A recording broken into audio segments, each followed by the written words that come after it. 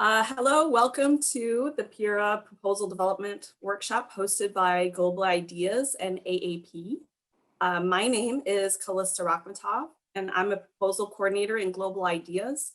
And I would like to introduce my co-host, co-facilitator, Derek Tobias, program manager in AAP. We're the facilitators for today's session. You want to say hi, Derek? Yes, thank you, Callista. Hello, everyone. Welcome.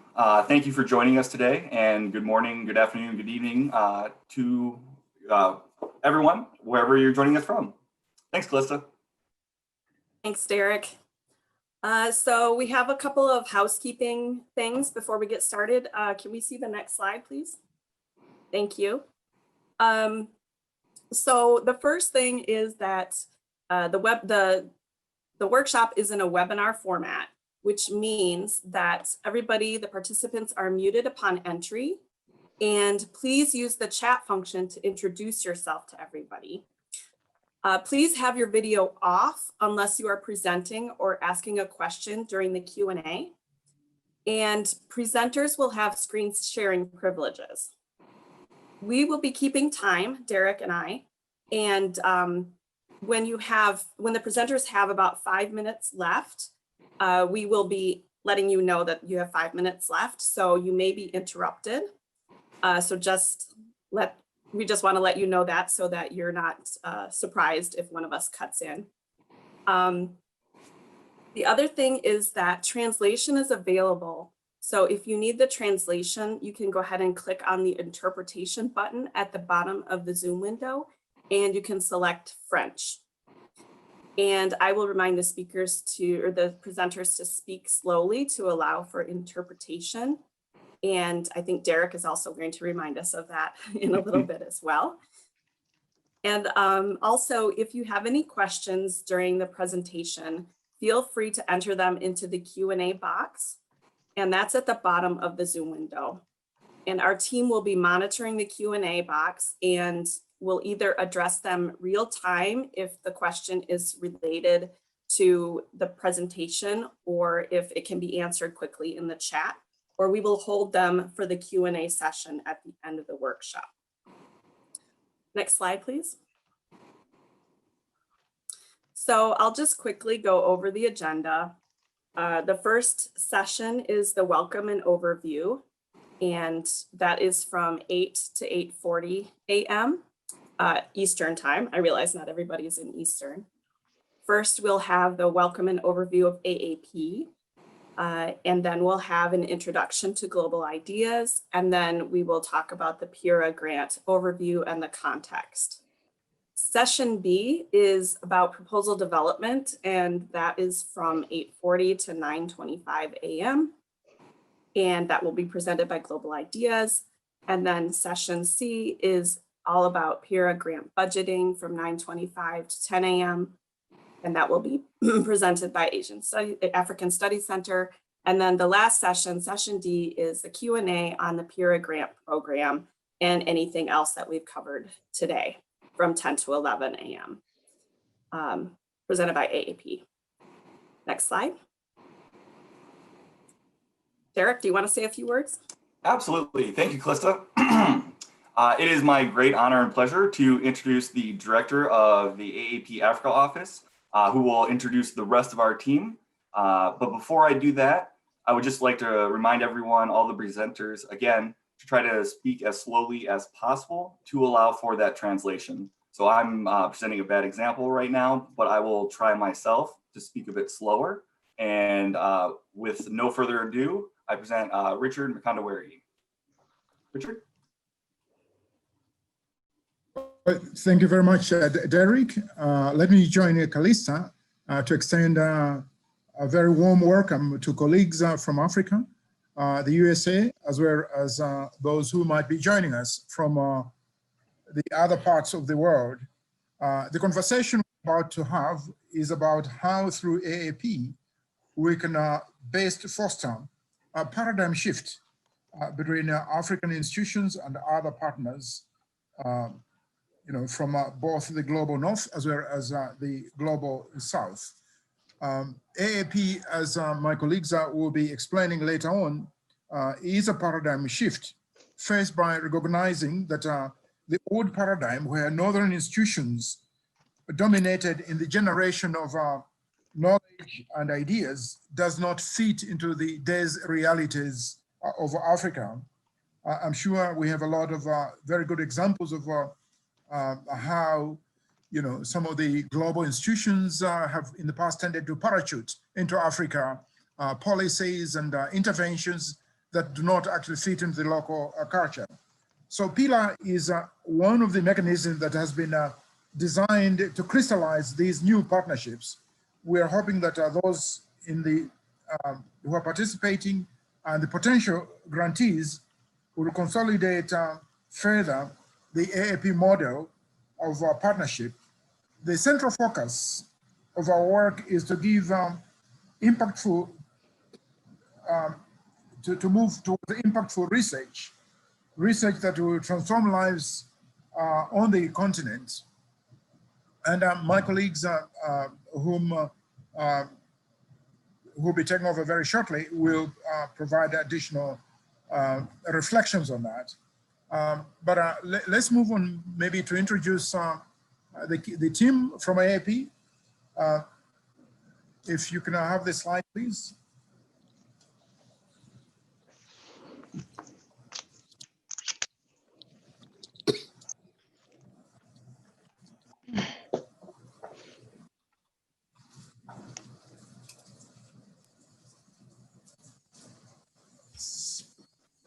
Can you have the slide on the AAP? Colleagues? Richard, the slide is showing. Are you able to see the Zoom? Right. We have a very incredible team of AAP. As you can see, I mean, we have the team from MSU, which is led by two co-directors, Dr. Amy Jameson and Dr. Jose Malete. You know, they are supported by the rest of those colleagues that you see there. But from Africa, we have a team of about 4 people. I head the Africa office, and I'm supported by the assistant director. And we also have an associate director based in Tanzania.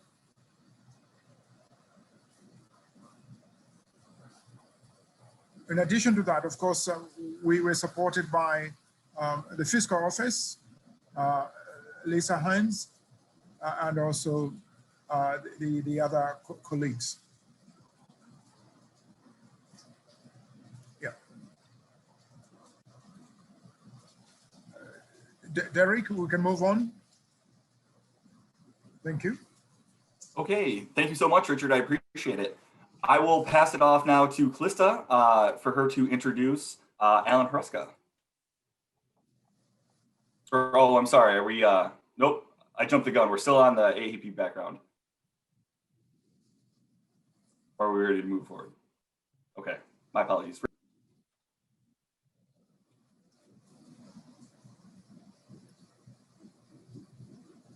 Okay, so we're not going to, okay, we'll talk about AAP later, I suppose. Okay, so I would like to present our director, Alan Hruska, who will be talking about global ideas. Alan? Thank you, Calista, and good morning, good afternoon to everyone. It's very exciting to see so many people participating in this session. First of all, we want to thank AAP for inviting Global Ideas to participate in this important effort with you. Global Ideas is a sister organization to AAP within ISP, International Studies and Programs of Michigan State University.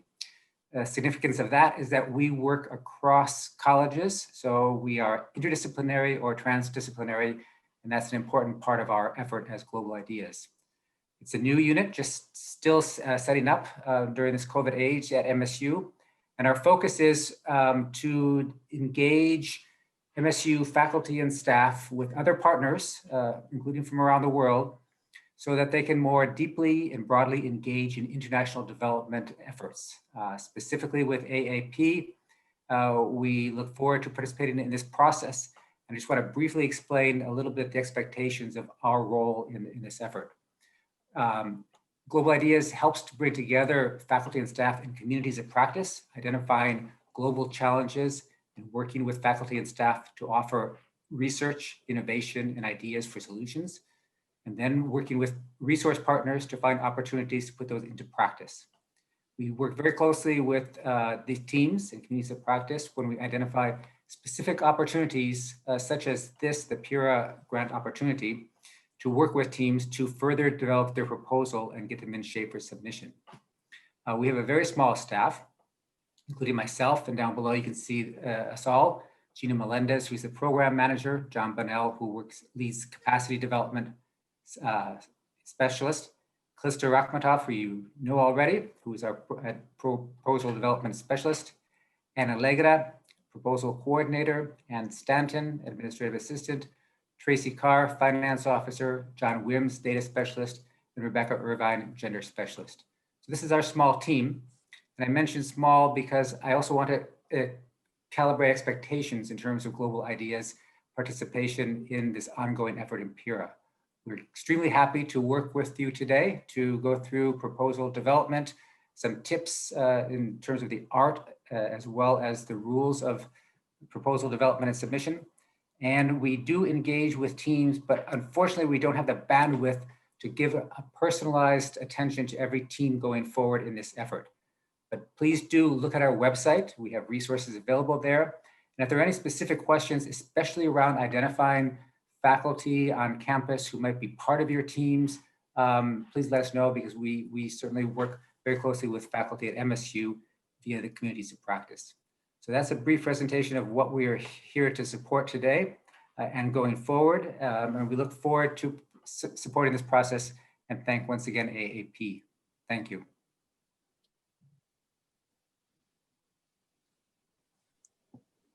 Okay, great. Thank you, Alan. So now we will move to Amy Jamison, and she's going to give us an introduction to AAP and an overview of the PIRA grant.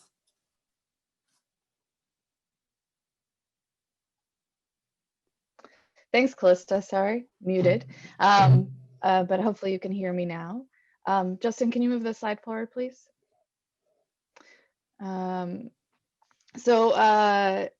Good morning, everyone. Good afternoon, good evening, depending where you are. We welcome all of you. My job here is to give you a bit of an overview of who we are as AAP, and then talk about the PIRA grant in more detail, so it sets the context for our workshop today. Justin, could you go to the AAP overview slide, please? So the AAP, the Alliance for African Partnership, is a consortium of 11 universities, MSU, and 10 African universities. And we were started in 2016, and we really approached our work, as Richard mentioned earlier, we wanted to approach our work in a new and innovative way. And so we held a convening in which we brought together African leaders and MSU faculty to design who we are, to co-create who we are as AAP. So as you can see here, our vision is to transform lives through co-created research-driven initiatives and to address shared challenges. So we really do have this focus on impact and on the ground and addressing global challenges. We have a mission to support innovative, sustainable, and equitable partnerships. That's how we're planning on doing this work, in partnership with one another. And to guide those partnerships, we identified a few key principles, which are really core to who we are as AAP: accountability, equity, inclusivity, sustainability, and transparency. To do our work, we organize ourselves in 3 pillars or 3 areas of work. And then we also have identified 6 priority areas. Under our approach, we have building bridges, which is the partnership aspect of our work. Building bridges across organizations, amongst people, across sectors, across disciplines, is how we try to think of our work. The second is transforming institutions. We know that we can't do the work that we're doing without strong institutions that are oriented towards sustainable partnerships. And so we have a number of programs that address this. And then finally, the end of all that we want to do is transforming lives. This is really the ultimate goal of what AAP wants to do, turning research into real-world impact that improves African lives and livelihoods. In 6 priority areas, we're focused in on agri-food systems, water, energy, and environment, culture, youth empowerment, education, and health and nutrition. So you see, we take a pretty broad approach, but we want to focus in these priority areas. We've identified these as the top areas to make impact. Okay, I think you can go forward to the PIRA slides now. You can contact our AAP office. This is the aap@msu.edu, and I think you'll hear that throughout the webinar, that is the best way to get in touch with us if you have questions or concerns. If there's anything that comes up about PIRA or about AAP in general, feel free to reach out to that email address.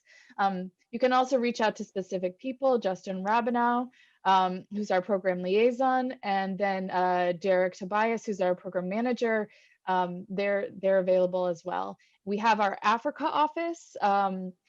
Richard Mkandawire, who spoke earlier, is the director of that office. You can reach him at this address. And then our associate director is Isaac Minde, and he's based in Tanzania, and you can reach him at this address. You can also follow us on social media, and we recommend that you do. You can get updates on different events, share resources, etc. Okay. Now to get into the specifics of the PIRA program. So this is the Partnerships for Innovative Research in Africa grant program. And this is an initiative that we've launched to really address our pillars and our priority areas. Teams may apply to funding in one of 3 tiers. So we have small grants, which are really for partnerships just getting started for $50,000. We have planning grants, which are maybe you have a partnership that you have already in place, but you really want to start to get work moving in a space that and start a project there with a set team. Or you have scaling grants. So maybe you've done a pilot project and you want to scale it up to another location or scale up the results, etc. So you can apply for that $200,000 tier. Then we have our categories. So you can apply for a tier of funding within each of these categories. So you'll need to choose a category and a tier. The first is youth transformation. And this is focused on youth projects that would impact youth in a positive way.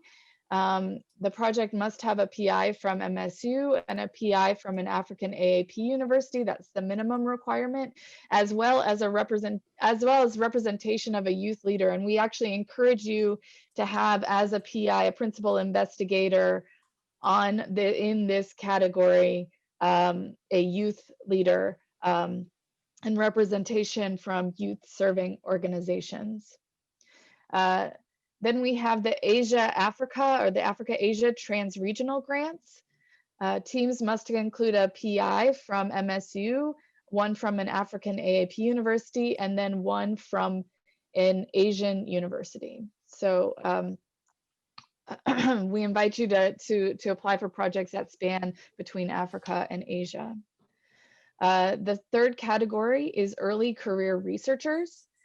Teams must be led by early career researcher PIs, and we're defining that as those who have obtained a PhD within the past 10 years.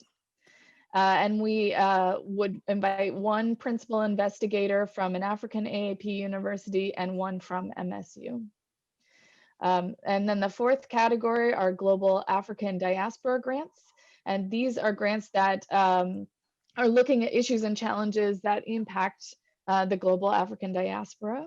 And we invite teams to submit proposals which include a principal investigator from Michigan State, a principal investigator from an African AAP university, and then a principal investigator from a Latin American and or Caribbean university.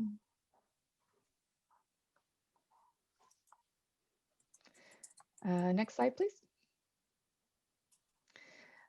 So those eligibility, I talked about what the teams, at minimum, a team needs to include a principal investigator or lead investigator from Michigan State and a lead investigator from an AAP African university. You can find the list of AAP African university members on our website. We have members in East Africa, Southern Africa, and West Africa. And so please refer to our website for more information on that for those who aren't familiar with our AAP member universities. So that's the minimum requirement for all grants. And then there are specific requirements for a couple of the categories. Asian university needs to be included on the Africa-Asia Trans-Regional Grants, and Latin American and Caribbean universities for the Global African Diaspora Grants. As I'm talking about these principal investigators, I think it's important to note that we do encourage you to bring other partners on board that are not currently in that list of necessary principal investigators or that are not part of AAP. We look at other institutions globally, and we also encourage teams which are span sectors. So, including a private sector partner, governments, civil society organizations, or Pan-African global institutions. That's highly encouraged. We know that we can't do this work to transform lives without working across different sectors. It's important to note that if you received a grant under the first round of AAP partnership grants, these were grants that we awarded in 2017. You are not eligible to lead a proposal under this call. However, you could be a team member on one of the proposal teams.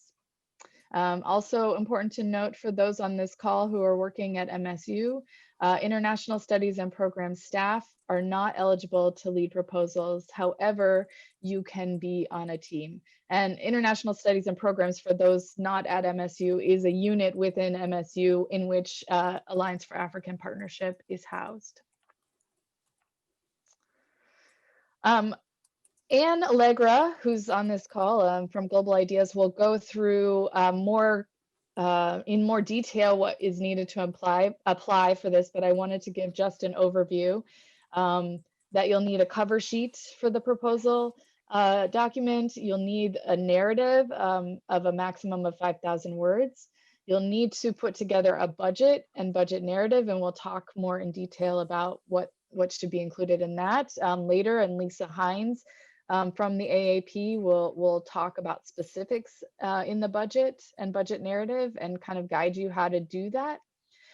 You'll need to submit CVs or resumes from PIs, each of the PIs. This is a brief resume, just 1 page maximum for those. And then you'll need letters of support from your institutions. So each team member applying on that research team will need to have a letter of support included in the application package. Next slide. And as I mentioned, Lisa Hines from our team will go into the specifics of this, but just to highlight some ineligible expenses are indirect costs for all institutions. If an institution, this is MSU, this is internal funds, so you wouldn't have to put indirect costs on there anyway, but institutions outside of MSU, you could count as cost share any indirect costs that are waived. You cannot have equipment exceeding $5,000 on the budget, and any construction related costs. We're not able to fund infrastructure and construction. I did want to update that there is I did want to update that there is a change from the original RFP or call for proposals that came out. We are allowing salary as an expense, as an allowable expense, but with the sort of caveat that total salary across all institutions cannot exceed 30% of the total budget. And MSU salary does not require fringe on it. And Lisa Hines will explain this more thoroughly in a later section. Next slide. Important to understand the selection criteria. Again, I'll just give a brief overview and then Callista and Anne will get into this later. But we need to see evidence of AAP partnership principles, and I'll actually get a little bit more in detail in the next slide on that. Alignment of proposed activities and program goals to AAP's 3 pillars, as I presented them earlier, and our 6 priority areas. And you can see those here at the bottom of the screen. Potential impact in a discipline and on people's lives. We want to make sure that that you've identified a solid problem and that you're showing how you would have impact. Potential for leveraging additional external funding. These are seed funds, which we hope will grow into something larger for your research teams. Contingency planning for COVID-19. We are in the COVID-19 era. And so certainly we need to plan for the unpredictability of that. We will be looking at the monitoring, evaluation, and learning plan that the team submits as part of their narrative and evaluating that. And then diversity, inclusion, integration are key to any successful proposal. And I'll expand on that a bit in the next slide. Justin? We wanted to, as a team, the Alliance for African Partnership team, wanted to highlight our partnership principles, which we hope set us apart from a lot of initiatives and are really at the core of who we are as an initiative, as an organization. In the past round of partnership grants, one of the biggest reasons that proposals were not selected for awards is that they did not adhere to AAP partnership principles. Of course, there were proposals that had technical issues and didn't present a compelling problem or impact, but really we had a number of proposals that did not integrate or reflect these principles. And so we wanted to highlight those here to be sure that everyone on this call is aware of how we approach this and what we'll be looking for. First, a research team structure and project design that reinforces accountability and is equitable. So as you saw before in our in our definition, we have these core principles of accountability and equity. You want to make sure that the team has a shared vision, that the proposal outlines the mutual benefits. How will there be two-way exchange of knowledge, of ideas, and of benefit? Will there be mutual capacity building of all the partners who are on the team? We also will talk a bit more about the budget itself. So that's a big way that you can reflect equity amongst partners to show a budget that reflects that value. Next is a proposal that is inclusive in its approach. We would like to see diversity and inclusion reflected on the research team. So that means your team has diversity in terms of gender, in terms of race, in terms of level of your career, a mixture of early career researchers and senior faculty members. So thinking about your team and how you might reflect different identities on your team. And then we also would like to see inclusivity in the project's design and approach. One way to think about this is, does your proposal address how the challenge or the issue or the research topic that you're addressing, how it might impact differently different groups of people, different social groups of people? Might it impact men and women differently or different genders differently? Might it impact people in a rural context versus an urban context? Might it impact differently those who come from different regions on the continent or different places geographically? So just a couple of ideas there.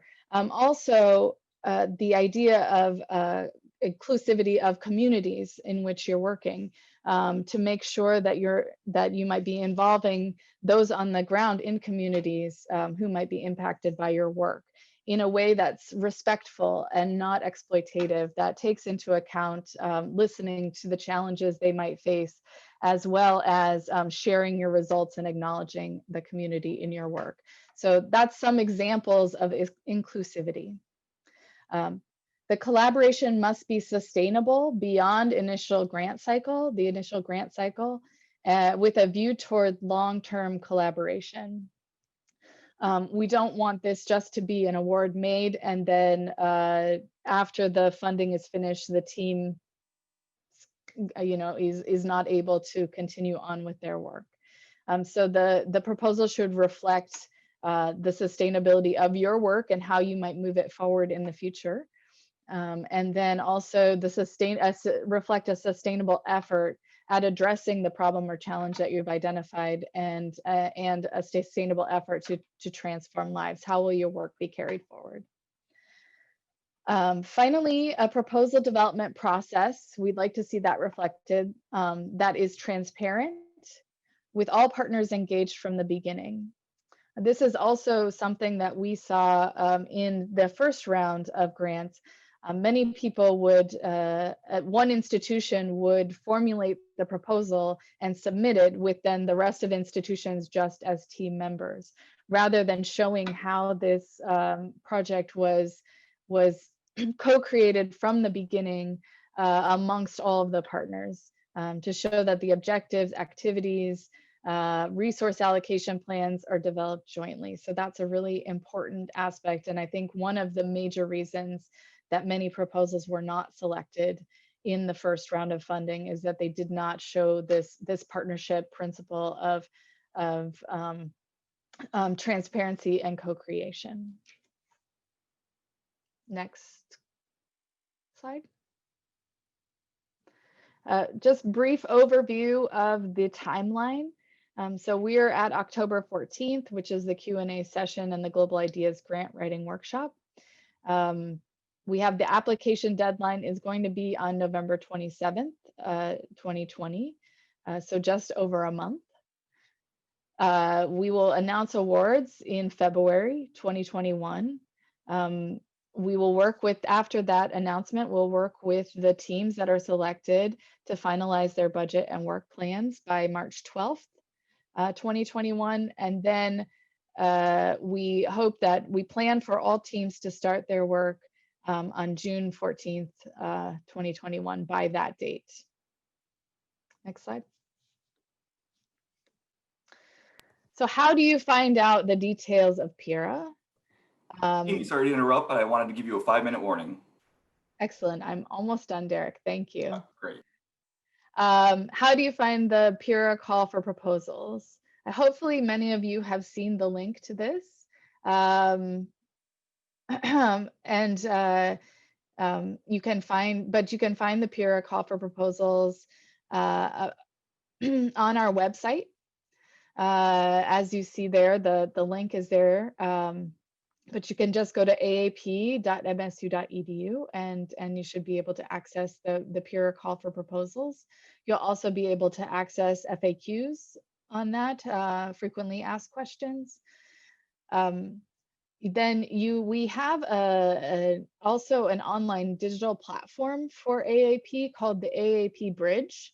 Those who are a part of member organizations, AAP's member organizations, are able to join that bridge. So if you go to aapbridge.com, you can join that, and there's a tab there under grants and fellowships, and you can see the call for proposals there. You can also look for people who you might want to be on a team with, look for partners in that space.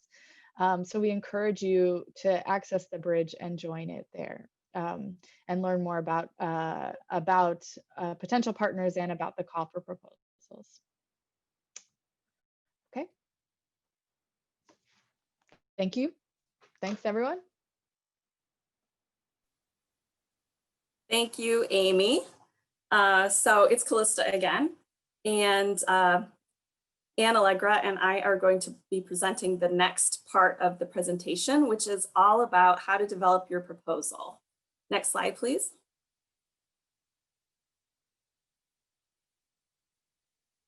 Justin. Thank you.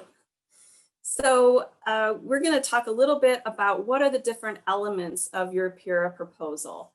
And first of all, you're going to need a cover sheet, which will have the title of your project, along with your institution affiliations and all of the PIs named. And next would come the narrative section. So the cover sheet is just one page, and then the narrative, as we said before, is up to 5,000 words, and it includes the following sections. And one hint that I want to make sure that you do is that you make sure that you clearly mark the sections with headings so that the reviewers can easily find them. So you don't want just like a block of text. You want to make sure that you have headings and headers throughout the text to break it up so that the reviewers can zero in on what the section is about, because you're going to be evaluated on these as well. So it's better if they can easily find the sections. So in the narrative, you want to have a description of the partnership, which will include capacity statements from each partner and the strengths related to their roles in the partnership. You want a description of past or ongoing partnerships and a rationale for partnerships and for the partnership, and information on how it is or will be equitable, sustainable, and mutually beneficial. Next, you want to make sure that you have your problem statement, and I'm going to talk about this in a minute, and your objectives. Next slide, please. You want to have your the description of your program activities. You want to have a monitoring, evaluation, and learning plan, or a MEL plan, you'll often hear it called.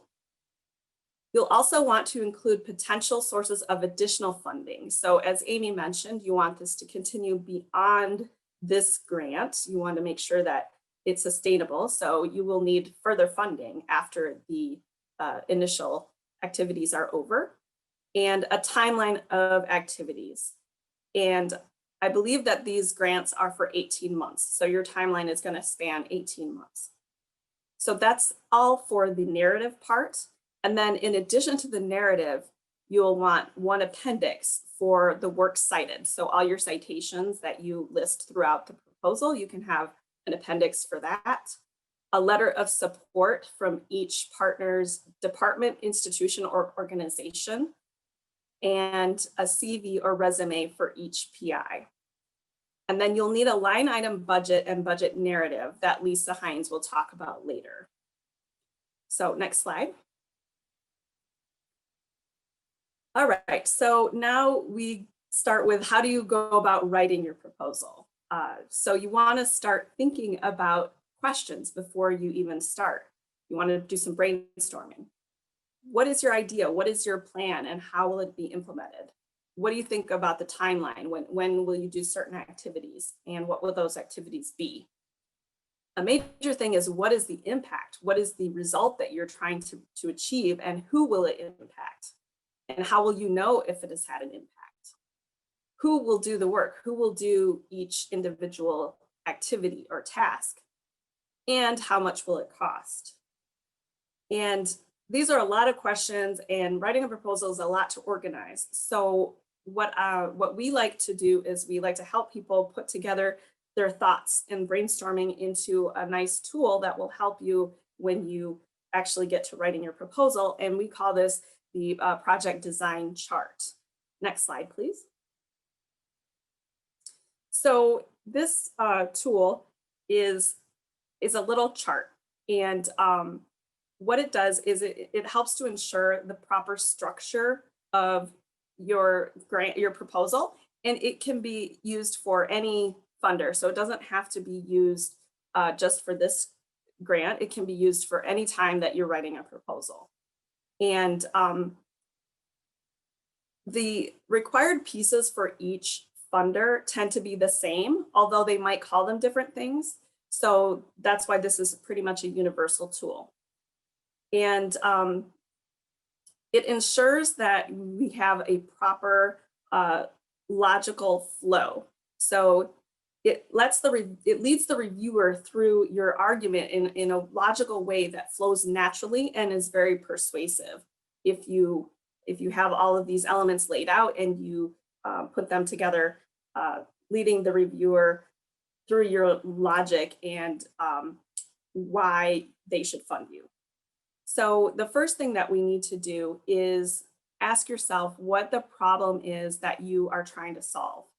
And is it a problem that is also important to your funder? And in this case, that's AAP. Is it a real problem? What's going to happen if no one solves it? And Amy mentioned this before, but one of the main technical issues with past PIRA proposals was that proposers failed to come up with a compelling problem statement. So this is super important.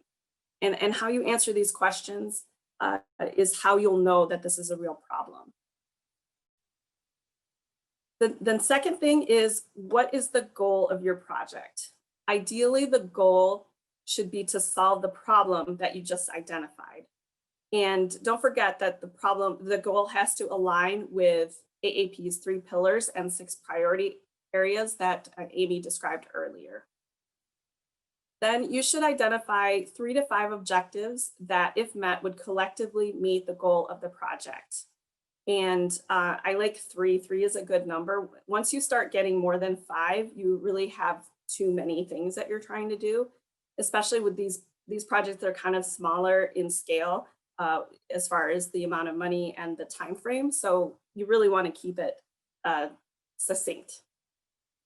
Then under each of the objectives, you want to have specific activities that will help you reach that objective. And you would like to think about the expected results and the outcomes for each activity and of the objectives.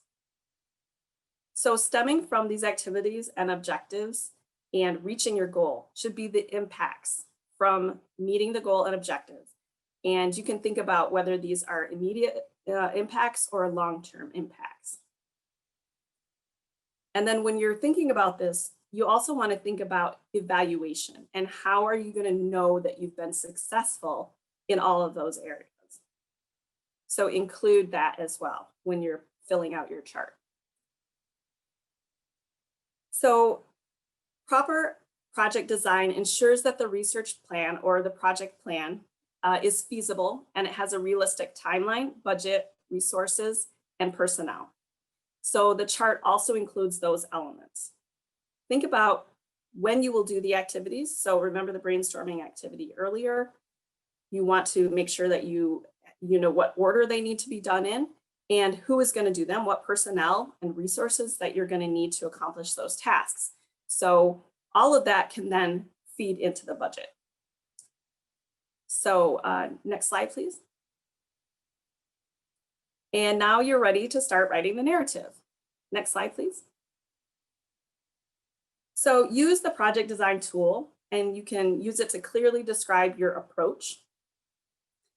Once you have the chart filled out, writing the proposal is pretty easy because you just expand on those various pieces.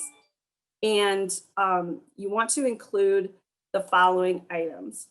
You want to include all the proposed objectives and activities and the rationale, planned inputs, and anticipated outputs. So the goal, objectives, and activities will form the project plan, and the problem statement from the chart will feed into the rationale and the theory of change part of the narrative. And the personnel and resources will be used to describe the planned inputs. And the activities, results, outcomes, outputs, and impacts will be used in the logical framework, which you also need. And the evaluation column in the chart can be used to start thinking about the monitoring, evaluating, and learning plan, or the MEL plan. And the activities and begin end dates that are in the chart will form the timeline. So you'll also need your timeline, and you also need to provide a general organizational structure and describe how the project will be coordinated. So that's quite a bit, but I will turn it over to Anne, who will talk next about the tips for drafting strong proposals. Good morning, good afternoon, and good evening to MSU, AAP, and other international colleagues. Thank you, Callista. So I'm going to talk a bit about tips for drafting strong proposals, both generally and then related to the PIRA call. And I'll also share some information on common reasons proposals are declined. So a lot of this information I'm sharing will be familiar to faculty and researchers, so I'm going to just cover some main points. Next slide, please. So in terms of some general tips for drafting strong proposals, this slide covers tips that are useful no matter who the funder is, and they can be helpful when drafting a proposal. The first 2 points are somewhat related, and the words that I want to emphasize are both impact and measurable. So in terms of the goals and objectives, as Callista mentioned, using strong words that are measurable are advantageous. So for example, increase, improve, create, or even reduce in some contexts. If you have measurable objectives, that will make it more easy to demonstrate the impact of your project, and then will also facilitate necessary adjustments that you need to make throughout the project implementation. So essentially, when funders are reading about your project, right away, they really want to know what it is that you're trying to achieve in your project, and also how you will be able to achieve it. And they're really looking for outcomes. The next 2 are related, and though Amy talked about these quite a bit, I'd like to underscore them and mention a couple of things about these principles generally. So in terms of identifying partners, onboarding them early in project design, and then having a collaborative and equitable partnership. So funders just generally, not only AAP, really look for this. Not only US donors such as the Gates Foundation and USAID, but other international donors. They really want to know from the beginning that all partners have been engaged in developing the project idea and the proposal together. And I also just wanted to borrow some elements that MSU's African Studies Center have developed over time around ethical and collaborative partnerships. Just a few aspects and elements I wanted to mention. Really being clear about goals, building the partnership for longer term work, understanding each other's support and commitment to the project, participating in joint decision-making, which is very important for success of the project, being transparent not only about issues of funding, but about issues of power in the partnership, and acknowledging each other's important contributions to the project. I just wanted to share that I recently read that 1 in 5 of the world's scientific papers are co-authored internationally. So faculty and researchers are more and more collaborating with their international colleagues. So international collaborations really help facilitate examining ideas and contributing to research and scholarship. The next point I wanted to mention in terms of the usefulness of or the innovative idea of your project. Again, thinking of impact, why is your project important? And if it is an innovative project or different, why is that an advantage of your project and your approach? I just also wanted to mention that reviewers are not always expert in each of the disciplines they may be reading about. So it's really important to communicate the value of your project and how it will affect the community that may be involved, populations that are affected. And so these are really important things to consider.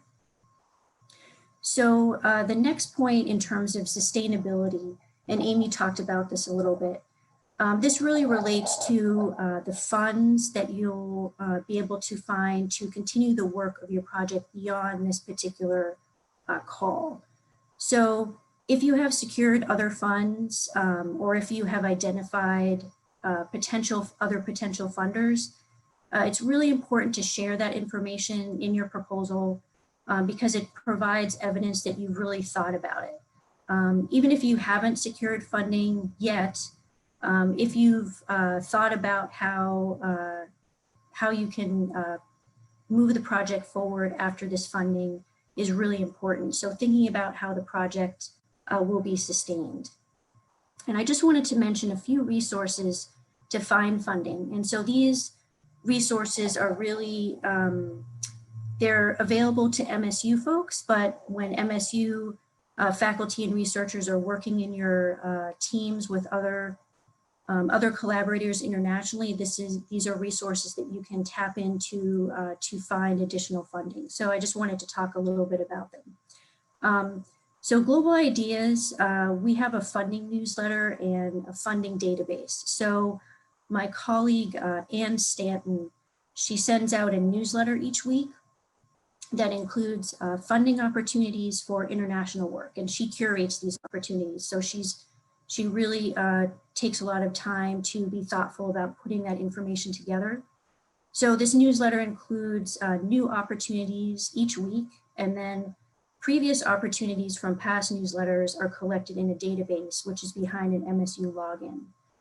So if you'd like to sign up for this newsletter, you can send an email to the address on the screen, or you can also go to our website and look at the Find Funding page, and you can sign up there. Next, I wanted to just mention the other area and thematic centers in international studies and programs. So I want to mention them because they also often have information on funding opportunities in those particular areas. And sometimes, like AAP, they offer funding themselves, such as seed funding for faculty projects. Next, more widely, is the MSU's Office of Research and Innovation. And they have a really great page. It's the Find Funding page, which gathers all kinds of information, not only links to US federal and state funding, they also have information on MSU internal funding programs, and they also have a connection to MSU libraries, where you can find the Foundation Center database, which has a lot of great information. So I just wanted to mention those great resources. Lastly, I wanted to mention additional resources related to foundations. So if you're an MSU faculty member in any of those colleges listed, engineering, business, agriculture and natural resources, or an ISP, you can connect to your advancement office. And they have knowledge of foundation relationships, not only in that college, but at the university. So they're really great resources to tap into if you're interested in a particular foundation. They might have some inside information on that particular source. If you're a faculty member in a college without corporate and foundation relations staff, you can also contact foundation relations directly. They have a staff, a small staff, but I also put the link to, they have their own website, but I put the link that the Office of Research and Innovation has, because it really describes the services that they provide and kind of what they can do to help you. So next slide, please. Justin, if you could advance, thank you. So these are specific tips for drafting strong PIRA proposals. And Amy already talked a lot about this, but I just wanted to underscore some of these elements just to keep them at the forefront of your mind. So as she mentioned, having your proposal or your project align with the activities and the program goals in AAP's PIRA call. So as both Amy and Callista mentioned, there's 3 pillars and 6 priority areas for AAP. So you want to ensure that your project really fits into what PIRA is looking for and would be of interest to PIRA. The next is the potential for deliverables or the outcome of your project to contribute to the field. So again, you may have a team with multiple disciplines or one discipline, depending on the makeup of your team, but really looking at how your project's outcomes contribute to the body of knowledge in that particular field. If it advances thinking in that field, if it can produce useful scholarship for other faculty and researchers, another thing to keep in mind. And again, the potential to create innovative models of community engagement. So are you engaging the community in that project or research, and how are you doing that? So I wanted to share a couple of past PIRA grant recipients projects that illustrate this principle really well. So Jennifer Olson, she's in the MSU's College of Communications, Arts and Sciences. She led a team working on a project to address agricultural labor burdens in rural communities in East Africa. So she and her team used a human-centered design approach. They began the project with a needs assessment of particular agricultural tools with 5 farmer groups that they were working with. So they linked the needs of the 5 farmer groups with manufacturers of farm implements in agricultural technology.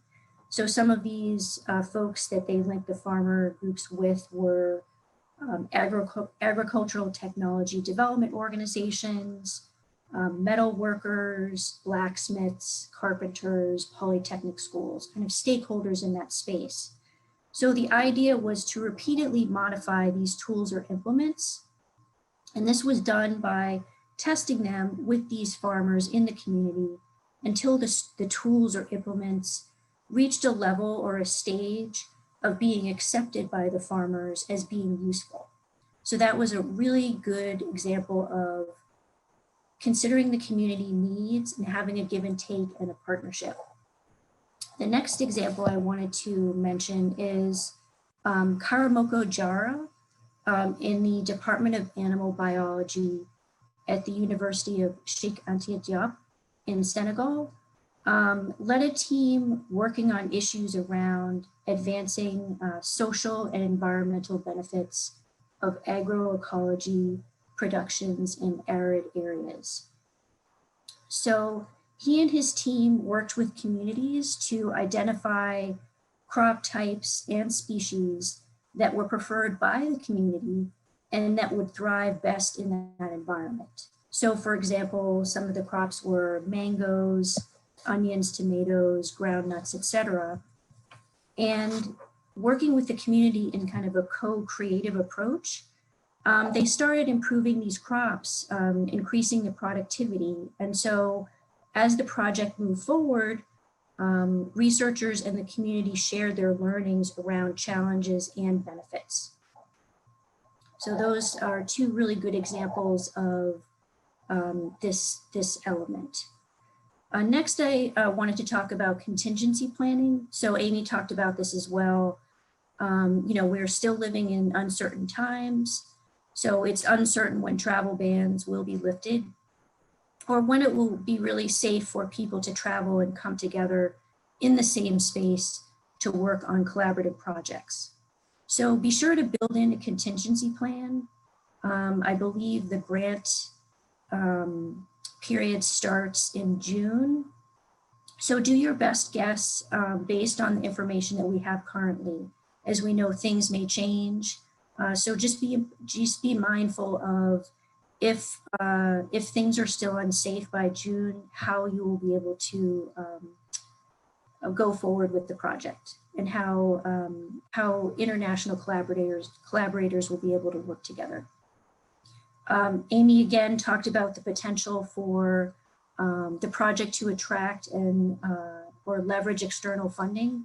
So again, thinking about that ahead of time and sharing any information that you have with reviewers about funding ideas that you have or other funding that you've received. And lastly, I wanted to mention the gender equality, equity, inclusion that Amy talked about, and just mentioning an MSU resource that folks may already know about. So the Center for Gender and Global Context, they are MSU's hub for research, teaching, and engagement related to gender in a global perspective. And they are real experts providing knowledge of gender responsive research related to both research design, methodology, analysis, dissemination of information, and engagement. So I wanted to share that link. They're a very great resource at MSU. And lastly, a thorough monitoring and evaluation plan, which Isaac and Derek will talk soon about. Next slide, please. So I just wanted to mention a few reasons for declined proposals. And this is universal across many donors, not just AAP.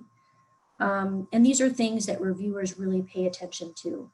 So in terms of your proposal, when you're describing the nature of the problem, the first point, reviewers, if they aren't convinced that the outcomes or deliverables are worth the investment of funding in your project, that's something that you need to think about.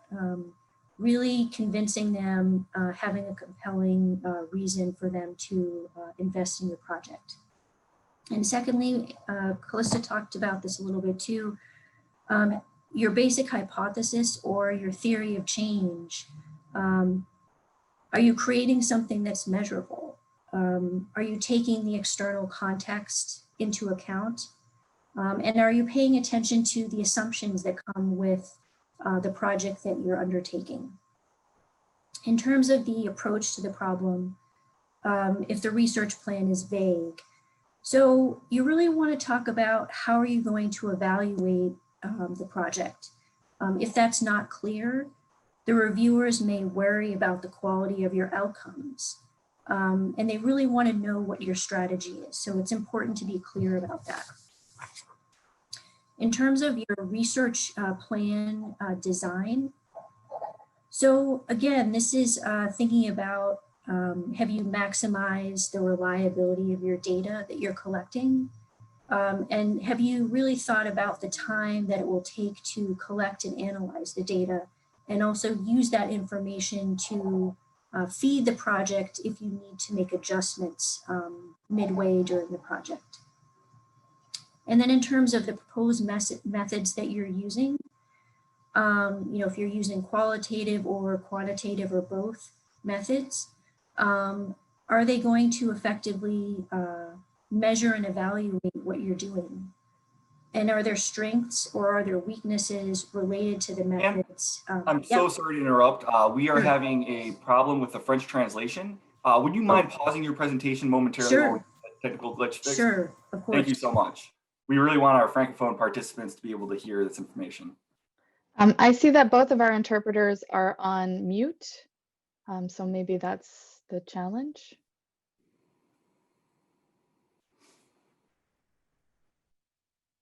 Aha. Okay. Ngone, I think, is there now.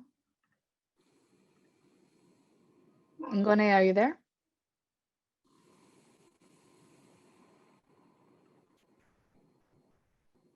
She's in the English channel, Justin. Oh, now she's in the French channel. Oh. Ngone, can you switch to the French channel?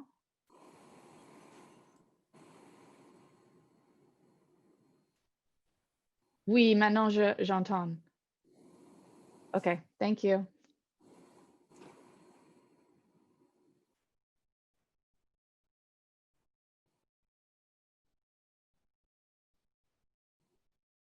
I think we're set now. All right, thank you so much. And now back to the presentation. Great, thank you so much. And just the last element of the approach to the problem. So in terms of your proposed methods, again, if you're using qualitative or quantitative methods, or you're using both, just thinking about if they will effectively measure and evaluate what your project is about. And also thinking about, are there particular strengths or weaknesses related to any of these methods that maybe you haven't thought about? And then the last part is the experience of the investigators or the researchers. Applicants, just making sure you're sharing that you're familiar with the relevant literature, with all of the information that's out there in the field. So you're taking that into account with your project. And then also, your project, is it more complex than you anticipated? For example, is it too ambitious? And if it is too ambitious, is it at risk of not bearing results? So you want to be mindful of that as well. And then the last two, in terms of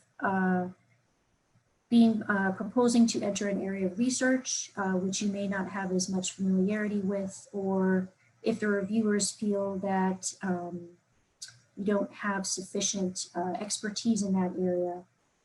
That's really talking about the experience and the training of the PIs and all the collaborators, and the feasibility of the idea. So ensuring that your team is, if you need a team member from another discipline to make the project multidisciplinary and strengthen the project, that's another thing to consider. Next slide, please.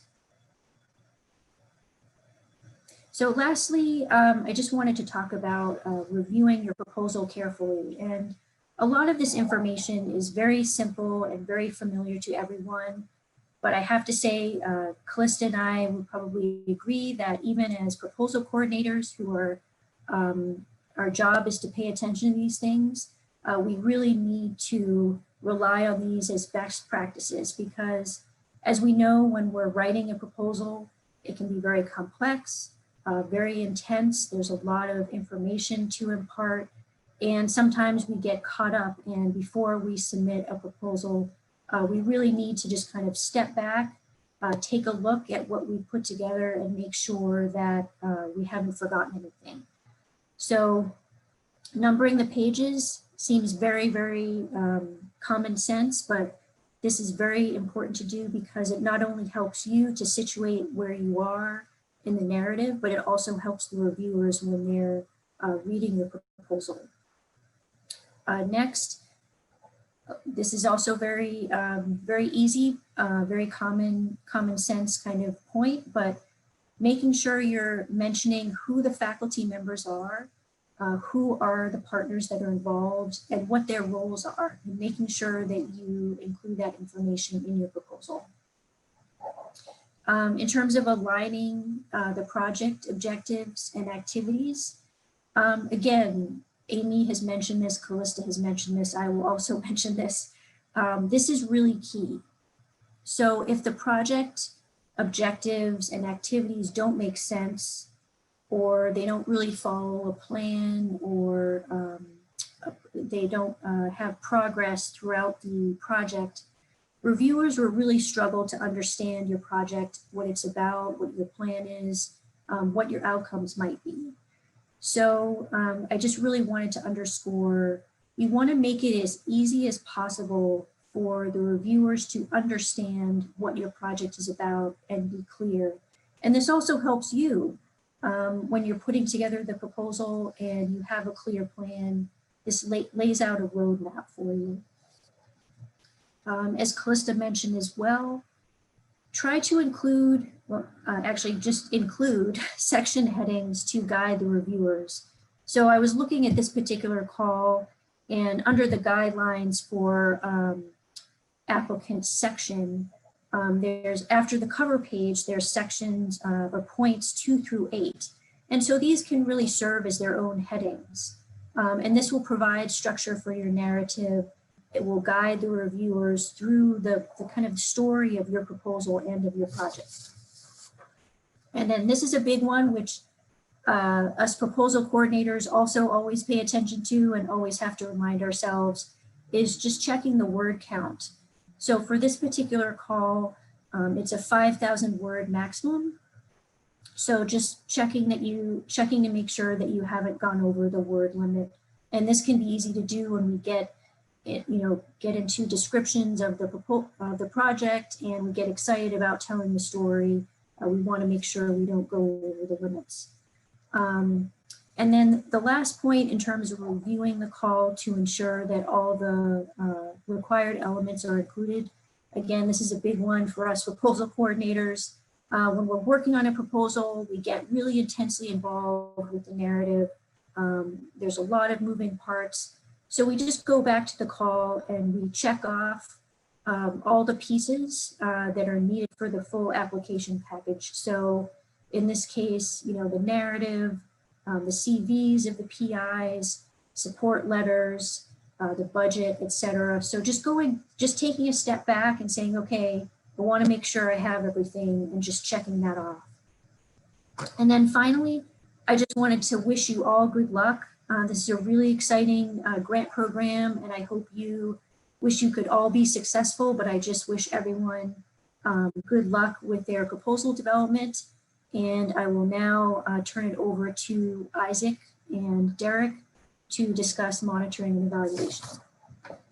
All right, thank you so much, Anne. That was fantastic. And thank you to Callista as well.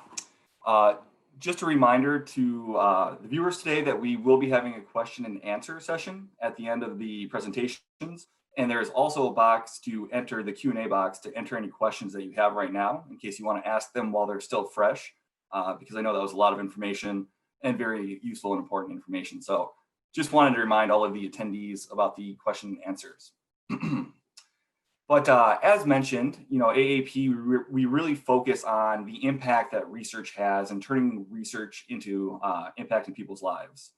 And so one way we really want to see that represented, or we hope to see it represented in the proposals, is in the monitoring, evaluation, and learning plan. So I'm going to talk a little bit more about some components that are usually put into a MEL plan and what its purpose is. So next slide, please. All right, so what is a monitoring, evaluation, and learning plan? Well, generally, it is a framework that describes to the review committee what the proposal team's intention is to, first of all, document the project activities, what kind of questions will be asked and answered to evaluate the project. Both of those are meant to show what kind of progress is being made towards the goals and objectives as stated in the proposal. And finally, the learning part of the plan is how will that information, how will that evaluation be actionalized? How will you use that information for learning? And so we'll talk more about each of these components on the next slide. Next slide, please. All right, great. So what is generally included in the MEL plan? As Anne mentioned, as Callista mentioned, as Amy mentioned, a really important component of a proposal is a clear problem statement, or what is the challenge that your project is seeking to address. And so that should be included in your brief project overview. What are you trying to achieve and accomplish? Now, part of that is your theory of change, which states how your activities will address that problem and what the overall goals and objectives of your program are. So what do you seek to change? How will you do it? For the monitoring component, this is how will you measure that? How will you measure your activities? So what is the methodology that you'll be using? What is the theories and idea behind how you will go about the information collection? What tools will you use to collect that information? Will it be surveys? Will it be focus groups? So on and so forth. And what is the schedule and the frequency at which those tools will be used? Now, again, this is to give the review committee a clear idea of your plan, of what you intend to do, so they have a better idea of the reasonableness of the proposal and also the feasibility of success. How likely is this to succeed? So the more information you can give as to what you intend to do, including in the MEL plan, is very useful for that review committee. Now, when we're talking about evaluations, there are different types of evaluations.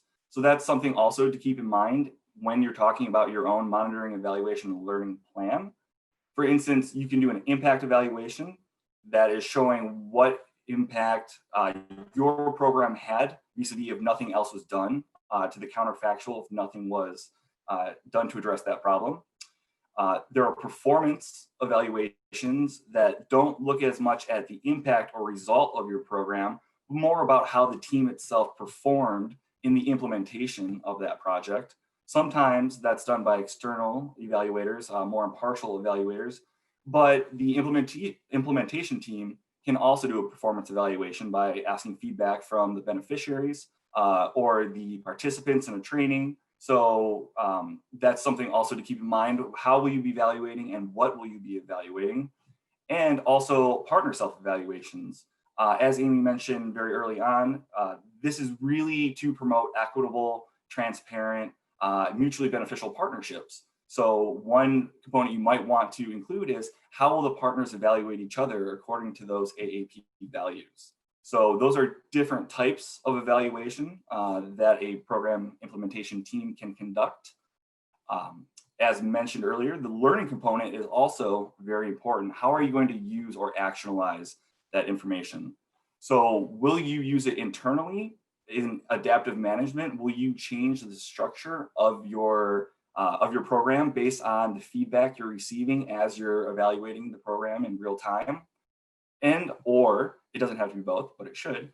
And or, how will you disseminate that information? How will you share the best practices that your team has identified, or any kind of innovations, any new tools that can be used in development, or since there's such a broad range of programs that are allowable under these grants, really it's hard to say what will be produced, but how will you share that information with others? How will that become useful and thereby increase the impact of the program? So having those steps clearly laid out is very important, very helpful for the review committee to know what your plan is. Now, also, as mentioned, the roles and responsibilities, it's important to know that throughout the program, but also for the monitoring and evaluation. So who will be conducting the surveys or focus groups, and how often that will happen. That's more of the timeline, but essentially, yeah, who will be doing what and when is very, very important for us to have a clear idea of how this will proceed. Now, I do want to give credit to USAID at this point. I have adapted this information from, they have a downloadable PDF, which is linked, that has a lot more information about their template and their approach to creating a project monitoring and evaluation plan. Usually, a lot of the big time funders, they will also have their own templates. I've used USAID because we work very often with USAID. But really, all of the components are relatively the same. Next slide, please. All right, so you have heard us mention a lot about outputs, outcomes, and impact. So I would like to take a minute and kind of share with you our definition of what these mean. An output is something that is produced by the program's activities. The outcome is the change caused by the program activities. I'm going to pause right there to give an example. I was working on a curriculum development program it was a university partnership, and we created a new curriculum that was supposed to be more market oriented to allow the graduates to have higher employability. So we wanted to make sure that the skills and competencies needed by the industry that they were going into were developed while they were still in school. So the output for that program was the curriculum that was developed. The outcome was the graduates that went through that program now have more employability because they have the desired skills and competencies. And the impact of that is that more graduates were hired because they went through that program. So the impact is the tangible effect of the program's activities. It's usually at the individual, community, or environmental level, and it is how the changes realized by the program's activities addressed the original problem, and impact is often thought of as the longer term results of a program's activities. So those are a few different ways to think about the difference between output, outcome, and impact, and we'll be happy to explain or pontificate more on that during the Q&A if necessary. Next slide, please. Another definition that we would like to share, at least our working definition, is of indicators, right? Indicators are metrics that will be used to measure, that you'll use to measure the progress of your activities and the impact of those activities. So we have the definition as the indicators are signs of progress. They are used to determine whether the project or program or intervention is on its way to achieving its objectives and goals. And we encourage people to think smart when you're talking about indicators, because indicators need to be specific, they need to be measurable, they need to be achievable and attributable. So attributable meaning that your program is one that resulted in these. They need to be relevant and realistic, and they need to be time bound. So those are all components of a good indicator, that they're specific, that they're measurable, that they're achievable, relevant, and time bound. Next slide, please. Oh, okay. So that is the end of my section. And now I will pass it over to Lisa Hines to talk a little bit more about the grant budgeting.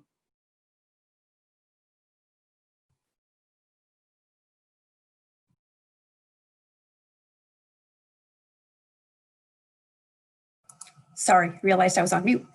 Good morning, everyone, or afternoon, depending upon where you are. My name is Lisa Hines, and I'm the Fiscal Officer for the Alliance for African Partnership and the African Studies Center at Michigan State University. I'm going to spend a few minutes to discuss budgets in general and then get into some PIRA specifics. Next slide.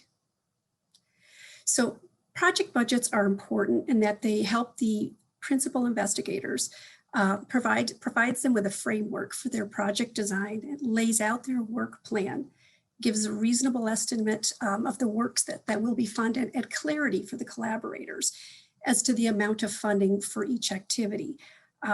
Importantly, faculty principal investigators are responsible for the funds that are entrusted to them. So having a clear plan and some transparency of what will be covered is very important. Next slide. Next slide, Justin. Budgets differ by funder in what they may allow as an expense, and as well as the language that they use, the descriptions for different budget categories. So it's important to review the guidelines in particular and know that you're budgeting the right things in the right categories. Next slide. So there's generally 5 broad budget-based categories. The first one is personnel, and the important thing to consider in terms of who to budget in this portion of your budget is consider who's really doing the work on the project. This is where you're going to put your faculty PIs, or maybe research associates, students that are going to be working maybe hourly on the project. You need to know, what they're going to be doing, the effort they will expend, and in this budget you would put in the salary and the fringe costs for those individuals. Now, one thing that's specific to the PIRA budget is that these are GS funds that we will be providing for these projects. So MSU faculty salaries will not have fringe associated with it. And so we recently realized that that would affect it. So the template has changed. So I'm going to remind everybody again that if you've downloaded that template before, even today, I would go out and grab the newest one and work with that project template. And we'll talk about the budget template a little bit later. But note that that you'll have salary, or you'll have fringe savings on the MSU portion of the budget. The other partners can budget fringe, but just these types of funds are fringe funded centrally, so they won't affect your budget. Next slide. Okay, so the non-personnel expenses basically include the other budget categories that will need to be utilized to carry out the project. The first one we'll discuss is equipment. Can you go to the next slide? Oops. Okay. So equipment is defined as a tangible piece of property with a useful life of more than a year and a value of greater than $1,000 per individual item. The PIRA budgets limit items, equipment items to less than 5,000. So they're technically going to be considered a supply. So we don't have an equipment line in your budget. This would be applied under other direct costs, and you're able to budget these items, but they're not technically equipment. So we don't have that category. Next slide. The next budget category is travel expense. And in the budget, the justification that will go along with the budget, it's important to note specific details as to who is traveling, the number of days, the locale, and it includes everything like your airfare, your ground transportation, expenses for visas, lodging and meals, your maintenance, lodging and meals. Travel expenses should be budgeted, noting whether this is international or domestic travel. And so costs for international travel may not exceed the OCONUS rates, and that link is there. So those are outside of the continental US. And costs for domestic, US domestic travel should use the GSA rate, and that link is there. It's important for any currency exchanges that we're all using the same currency exchange. All of your budgets will eventually be submitted in dollars. Slow down, Lise. Okay, I'll slow down. All of the budgets will eventually be submitted in US dollars. So the exchange rate that you'll be using is the OANDA currency converter rate. So that link is provided as well. Next slide. The next budget category, typical in most all research budgets, are participant support costs.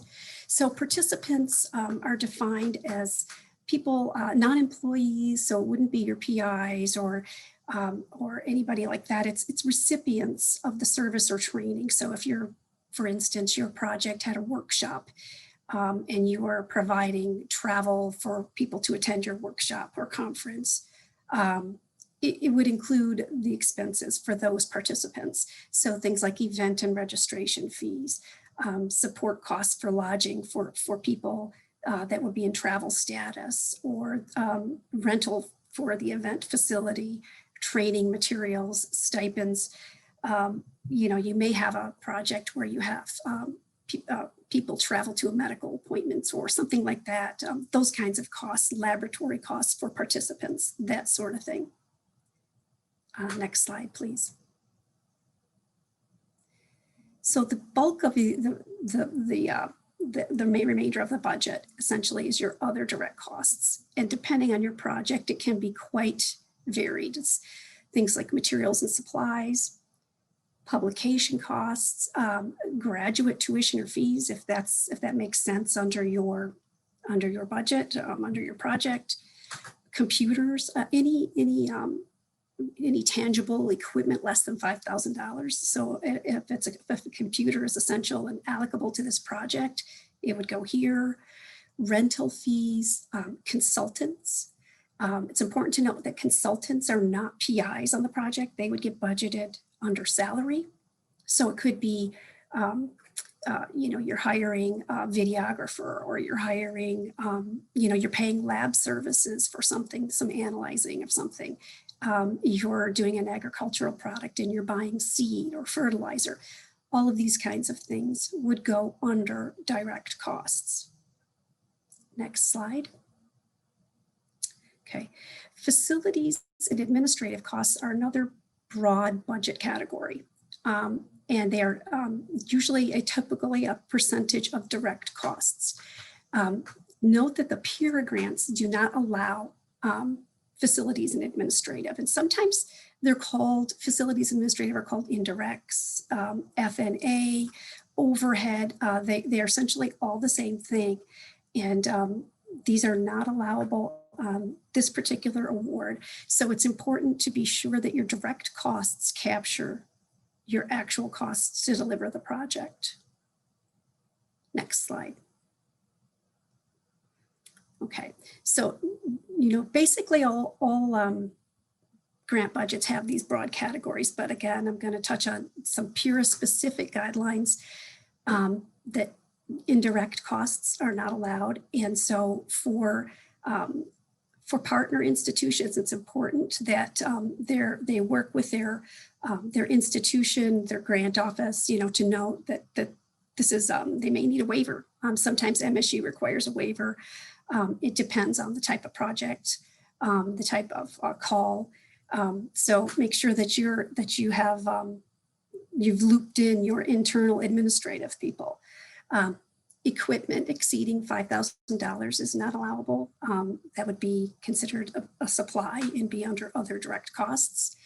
And this is important. Your total project salary and fringe for the entire project cannot exceed 30% of your total combined project total. So for a $100,000 project budget, no more than $30,000 of that should be, 33,000 should be salary and fringe. So, you know, be mindful of that. And then, and also note that MSU salaries don't need to budget for fringe. And then there's a cost share piece. You'll notice it when I get to the template that, that for consortium and partners to show if there's anything in kind that they're contributing. So it is not MSU's institutional commitment is the actual funding of these awards. And so we want to see if the other partners have other things in kind that they're sharing on these projects. And then so we can kind of note that because it will be positively noted in the review process. Okay, next slide. Okay, so along with your budget, which is essentially a spreadsheet with a lot of numbers, we want a justification narrative. So this is where you can explain a little bit more about the costs that you've put into your budget. So it's important to follow the same order as the budget categories. Provide some details for your expenses. Let you explain some unusual circumstances or requests. I urge you to avoid using a lot of specific dollar amounts in the justification. It's more to explain the numbers that you've already included on your spreadsheet and how you arrived at those numbers. And then you need to match your budget justification to the budget. So it needs to flow. Okay, so next slide.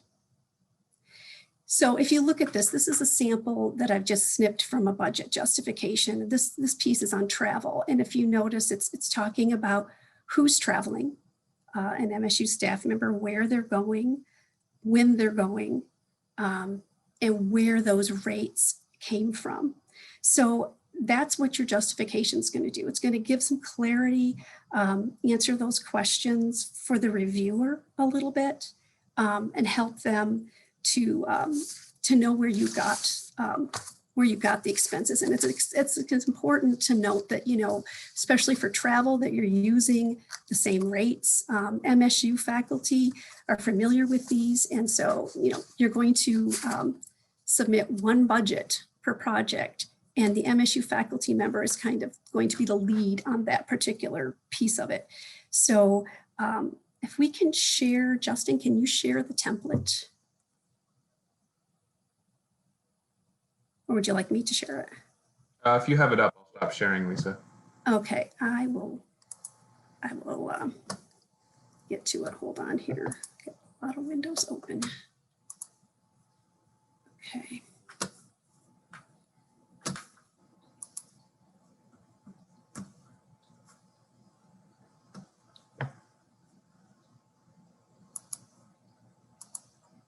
Can you see that? No, I mean, can you see it? Are you seeing my cat? Oh, looks good. Oh, he looks good. Okay. Okay. So as you can see, the template is, can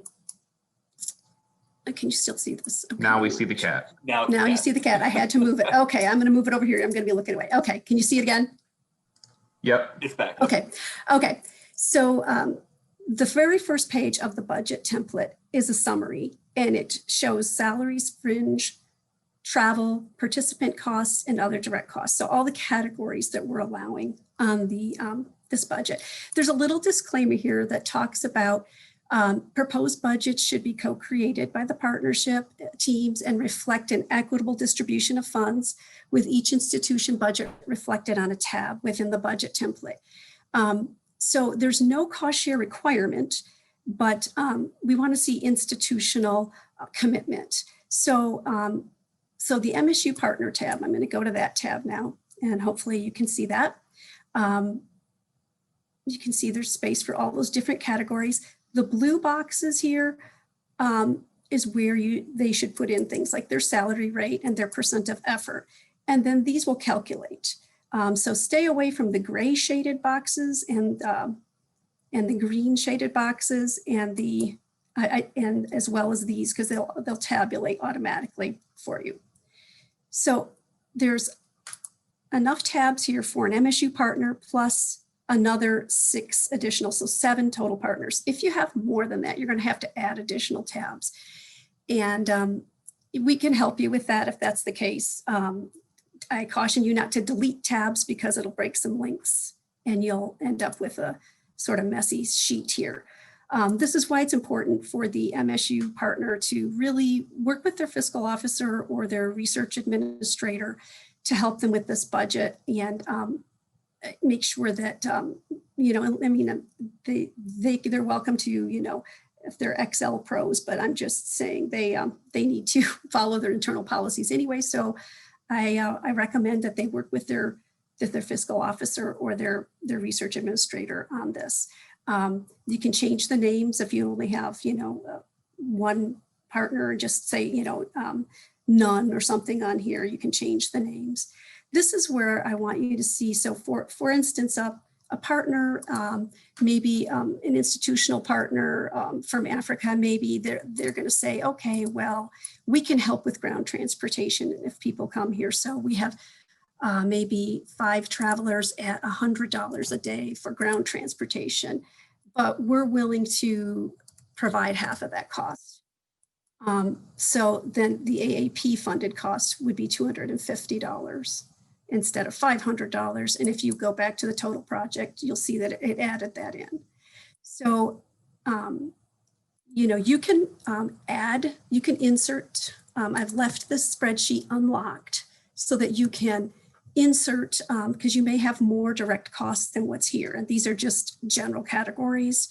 You may not have those, you know, you may have many more other direct costs. So you can add tabs or add rows in here. So just be mindful of the formulas because they're not locked, so that you can work with this spreadsheet. And if you have questions, you can reach out to AAP.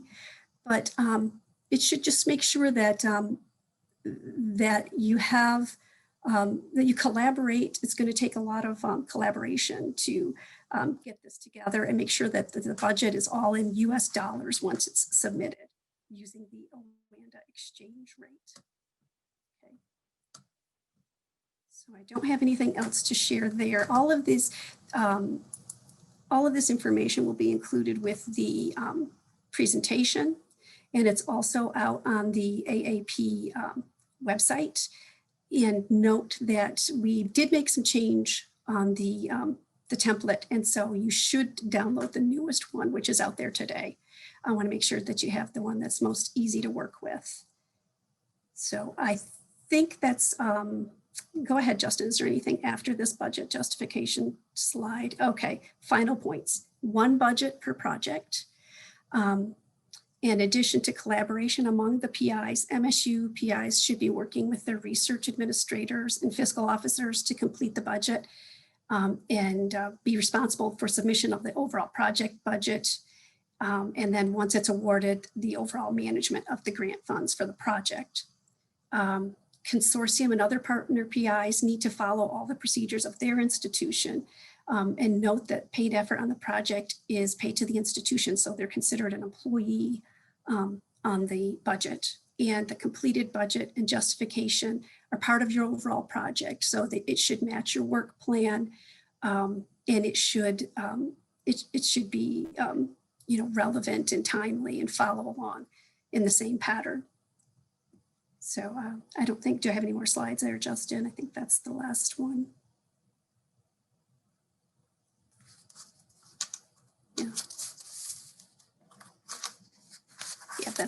Yeah, that's the last one. This is question and answer. So I'm going to sign off to, I think Amy or Jose are taking the question and answer session. All right, thank you so much, Lisa. That was great. We are ahead of schedule, which is fantastic. We have had a number of questions roll in. So moving forward, I believe Calista will be asking the questions, and the MEL team will be taking the lead from AAP and answering those questions. So without much further ado, I will turn off my video.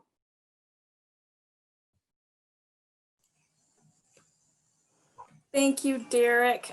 Just a quick second. I'm looking for the file and I can't find it. So having a little technical issue here. Okay, there we go.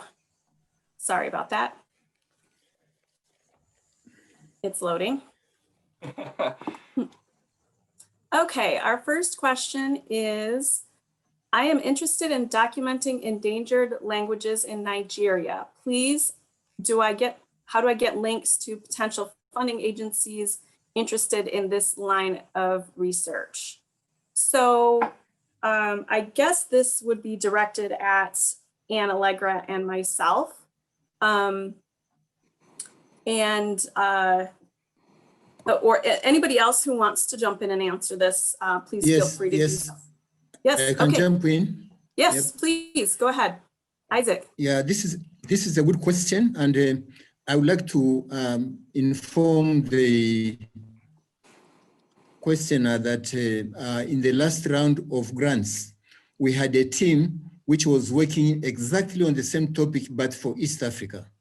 And so this team must have reached a number of donors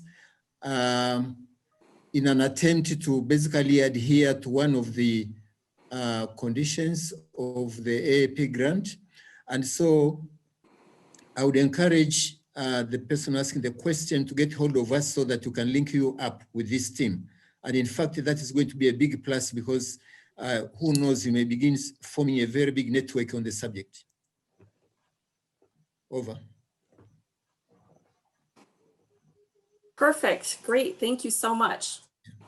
All right, so. Calista, can I also jump in?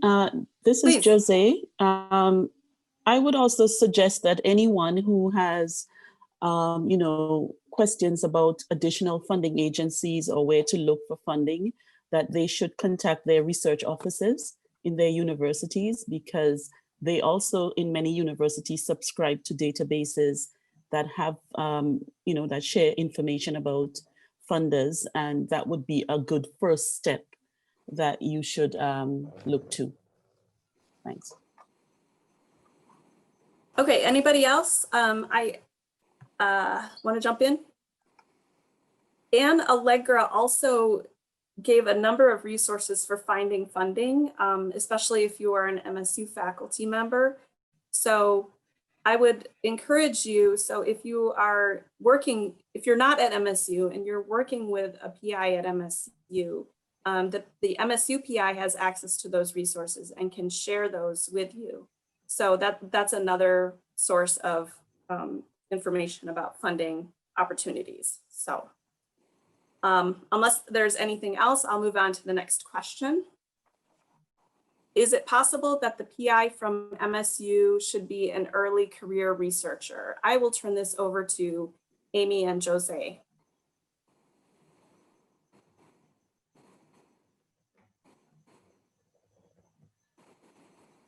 You're muted, Amy.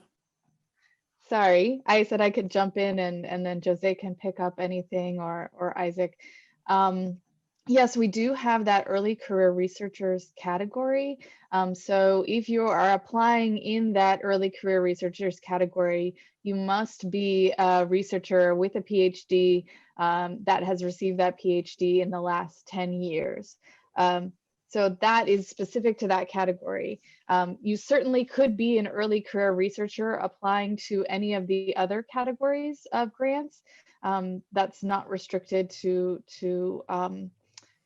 those who are beyond early career research, but or the early career stage of their job. But you can definitely apply for any of the other categories. We just have that specific one set aside for early career researchers. Any additions from Isaac or Jose? I think the question is also kind of asking about whether this person can be coming from MSU. The answer is yes. Yes. I'd also like to add that for the early career researcher category, while it's a requirement that the lead from MSU be an early career researcher, the team can also include people who do not fit into the category of having received their PhD within the past 10 years. So we very much encourage wider partnership teams. However, the lead for the early career needs to be within 10 years of a PhD. So that's both leads on that early career. So the minimum would be a lead early career researcher from MSU and a lead early career researcher from an AAP member university. And then you could have other partners on the proposal team as well. Another point within that that particular question. So someone asked earlier, not today's workshop, but he will have completed his 10 years in December. So this is after the submission deadline. His 10 years as post PhD would have been completed. So he was asking me if he's still eligible, and so my thoughts were the team is open for debate that he is eligible because he would have been 10 years post PhD by the deadline of submission. So anyone else has any differing views on this? No, that's perfect, Jose. Okay, thank you. We have a related question. In the early researchers category, grad students and senior faculty are to be included. What is the limit of the number of team members in this category? Yeah, I can answer that. Yeah, and the others can add on to what you'll be saying. Yeah, basically, we cannot dictate the number that people are going to include in the team. But I think what is most important is to make sure that the team has a minimum set of individuals with knowledge and skill to be able to deliver to the purpose of the research topic. And so there can be 2 here, there can be 1 there, but also I would think that the total number going beyond 6 in terms of the core team, it starts bringing in problems of management of the team itself. So what I would like to sum it up, I would say, bring people in based on the knowledge and skills that you want in order to be able to accomplish the objectives of the research. Good. Any additions? No, No. I think you answered it fine. Mm-hmm. Okay, perfect. I have one more question related to this for this set. Can a faculty member who's still a PhD student be a PI in the early career grant? No. Can I answer that? Okay. I think the answer is no, because in the presentations we discussed quite a bit about that, and the qualification is a PhD, and a PhD obtained not more than 10 years ago. I think that we should stick to that.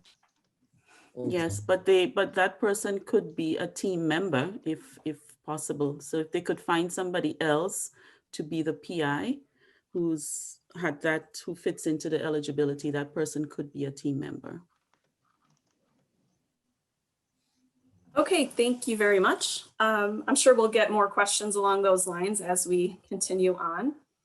The next two are related to the presentation. So the first one is, hi, Anne, you provided an example on Senegal, but this example escaped me. Can you repeat for me? And the next is a comment. Today I'm having unstable connectivity. I missed one presentation, but caught up.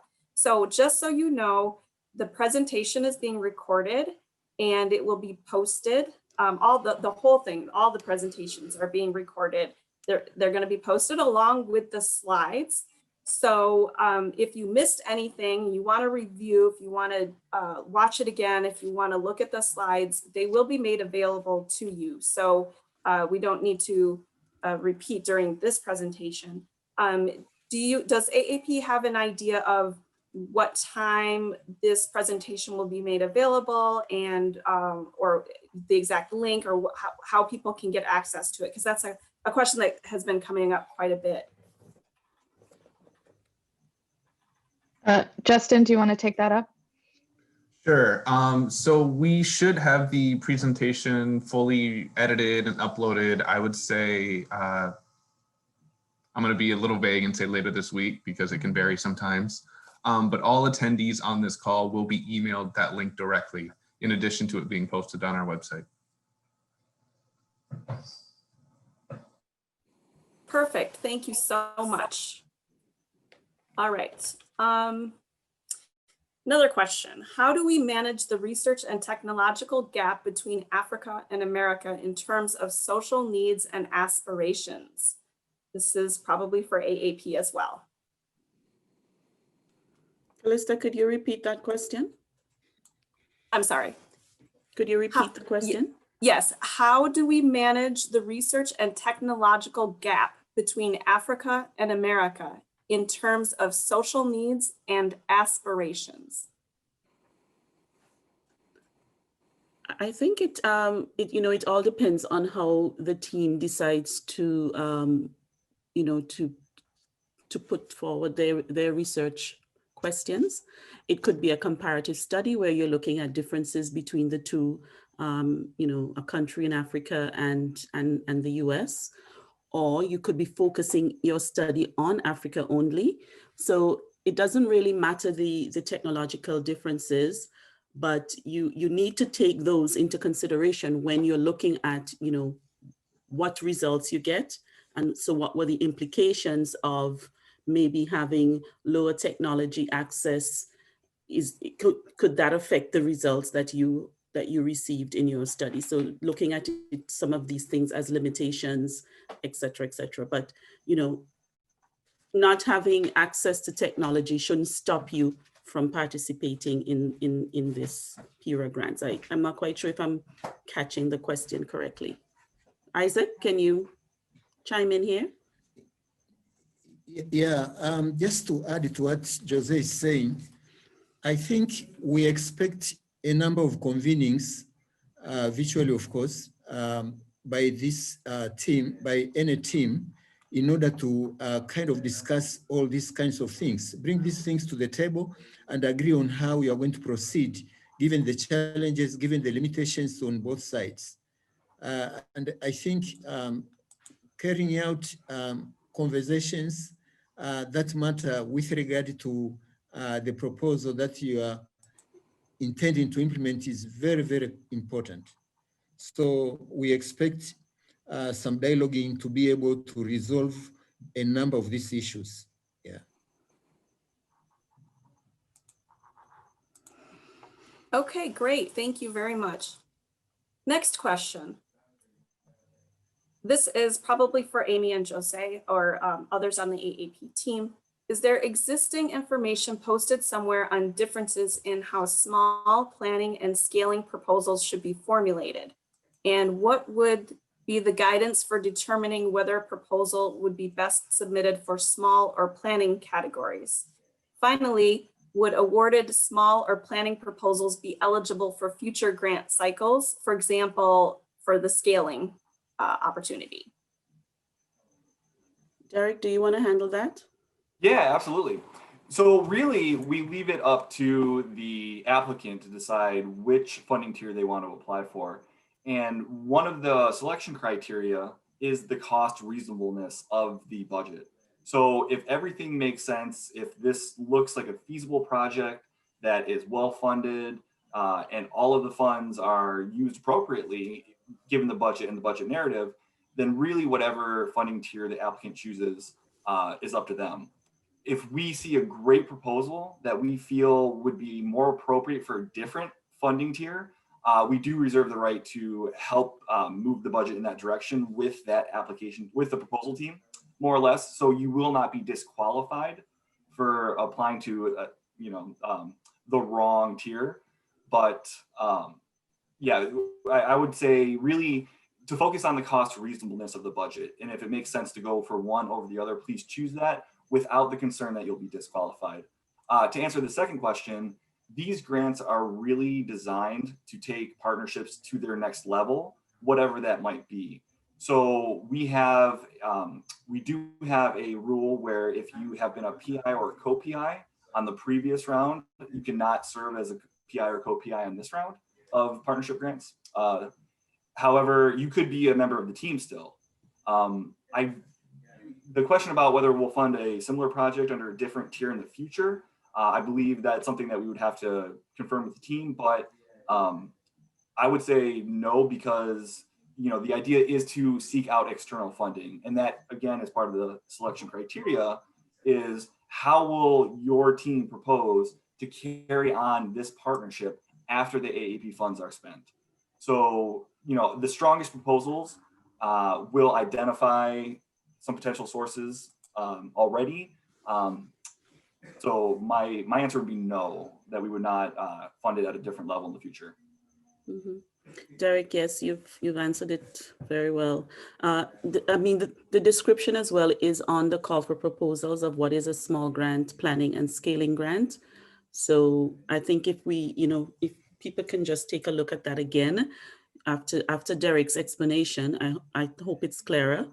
Also, we really want people to think of this as a seeding to the next level, as he mentioned, and that external funding is really important. This is the key thing that we're hoping people will move towards as they complete their projects. They should be getting ready to move into an externally funded project. And we will support you on getting these, identifying them and working towards that process.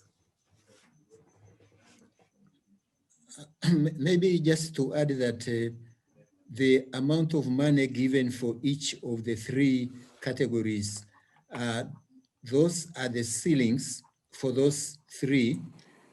But in the event that you feel that you are scaling, your proposal falls under the scaling category and it is costing only $100,000, there is no problem. But it may not be right for, the other way around. I hope that's clear. Yeah. Okay, thank you very much. So now we have a question related to the budget. So this is for Lisa. The question is, please give some examples of indirect costs. So indirect costs, I did answer that in the chat as well, so I'll answer it again. Indirect costs are usually on a budget to capture things that can't be reflected or assigned to one project. So there are institutional costs that are absorbed for the course of the research operation. Since this particular budget doesn't allow for indirect costs, it's important that they include everything they need to deliver the project directly in the budget.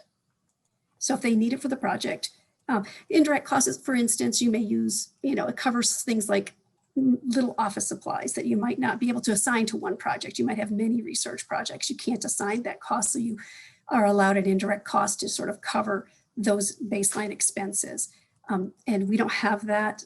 These are small enough awards that we're not allowing that. So if you know you're going to need something for your project, you should budget it in your project. Hopefully that helps. Thank you, Lisa. We have another budget related question. Do the partners use the same US per diem travel rates in the budget? They should use any reasonable and customary for their locale. They should use, they just can't exceed. So let's just put it that way. They can use those rates. It's good to use those rates. Then everybody's on the same page in terms of all the partner budgets that roll into the main budget. You can always budget less for meals and incidental expenses if you need that to make your budget kind of work, but you cannot exceed those rates. And I'd just like to add that whatever rate is used, as Lisa's mentioning, you know, it is capped at the standard Department of State level, but that level, or I'm sorry, the number should be consistent across all partners.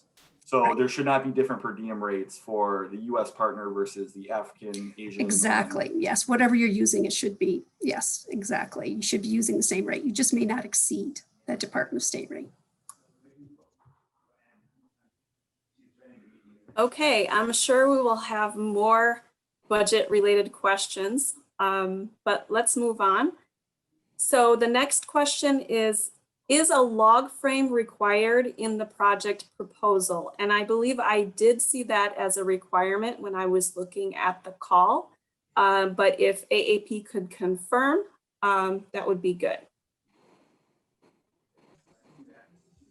Yeah, I think it's useful. It's going to be a good guide for the team, just to know how they are moving on in that journey of moving from you know, the first day of implementation to the end.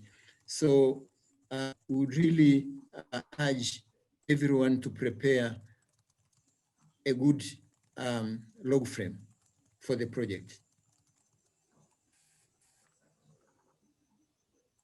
Okay. Derek, anything to add here for that? No, it is mentioned in the guideline for applicants that it is included. Yes, we would like to see a logical framework that ties those, connects those. Thank you. Mm-hmm. Wonderful. So the next question, I'm not sure who it's for, whether it's for Lisa or AAP, but the question is, what if my institution cannot guarantee contribution of funds? That's a good question. And so one of the reasons why indirect is not allowed on this grant. Slow down, Derek. All right, thanks, Lisa. One of the reasons why cost share is not allowed on these grants, I'm sorry, one of the reasons why indirect is not allowed on the grants is that it's deemed as cost share. And so that is seen as an institutional buy-in. Again, AAP is trying to create equitable partnerships where all the partners bring something to the table and all partners benefit, or that there's equity in there. So we view the not accepting indirect cost as a cost share, and then encourage universities that are able to offer more, whether it be in kind or material. Is there anybody who would like to add to that? No, I think what you've said is correct, but there's also in-kind contributions that we shouldn't forget to include. So if you are having a meeting, for example, on your campus, and you are using a meeting room, you should try to cost that, and all of those things could be in-kind cost share. So not everything has to be a cash contribution. So in-kind is also welcome, and you can think through a whole range of those. So if you provide local transportation when people have arrived, if you pick them up from the airport, for example, all of those things can be included. So you just need to think through as a team what you need to do, and where can you contribute and cost it. Yeah. Okay, thank you very much. The next question is similar to one that was asked and answered before, but in a different way. Maybe Isaac can say it again. What is the maximum number of partners acceptable in each research team and from the different institutions? Okay. Again, I would say draw members of the team from wherever you'd want to, but take into account the conditions that were set at the beginning with regard to, the minimum set of individuals to come from the various institutions. But beyond that, try to make sure that you are assembling people who are going to provide the knowledge and skills that you need in order to deliver to the purpose of your proposal.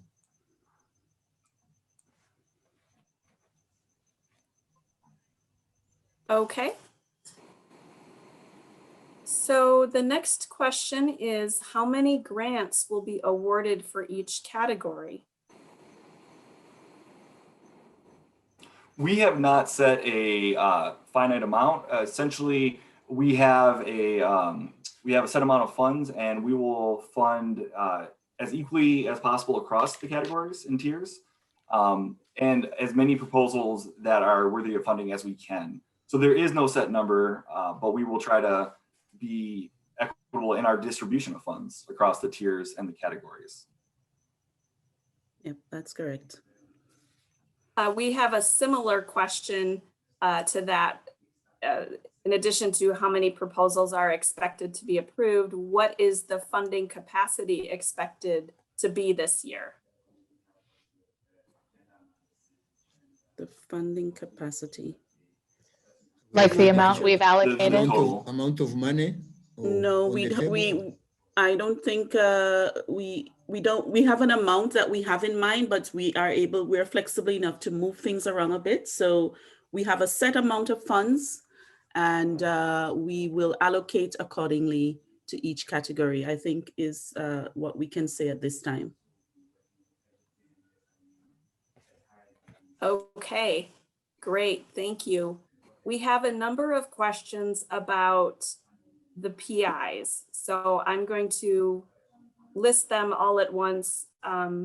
We probably will have more coming in that are similar, but I'll just list them and we can maybe talk about PI eligibility right now. For the early career researcher grant, can the one PI from MSU also be the early career researcher, or will another MSU PI need to be identified? There's also a question about, is it possible to have PhD students on board as members of the project team? And what are the qualifications to serve as PI? Can an MSU outreach specialist with a PhD lead the project? Yes, I can take that last one at least. So PhD students are, any graduate student can be involved in the team. We encourage this. We want students' research to be a component of the project. We also are, faculty and specialists at MSU are also eligible to participate in this as the PI.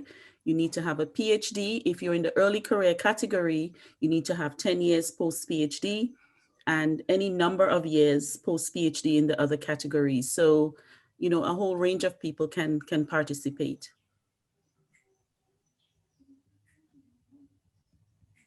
Did I get that right?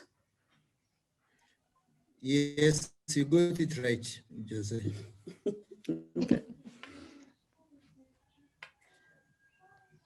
Okay, did that answer all three questions, or should I? You want to go back to the first one? I may have missed that one. Sure.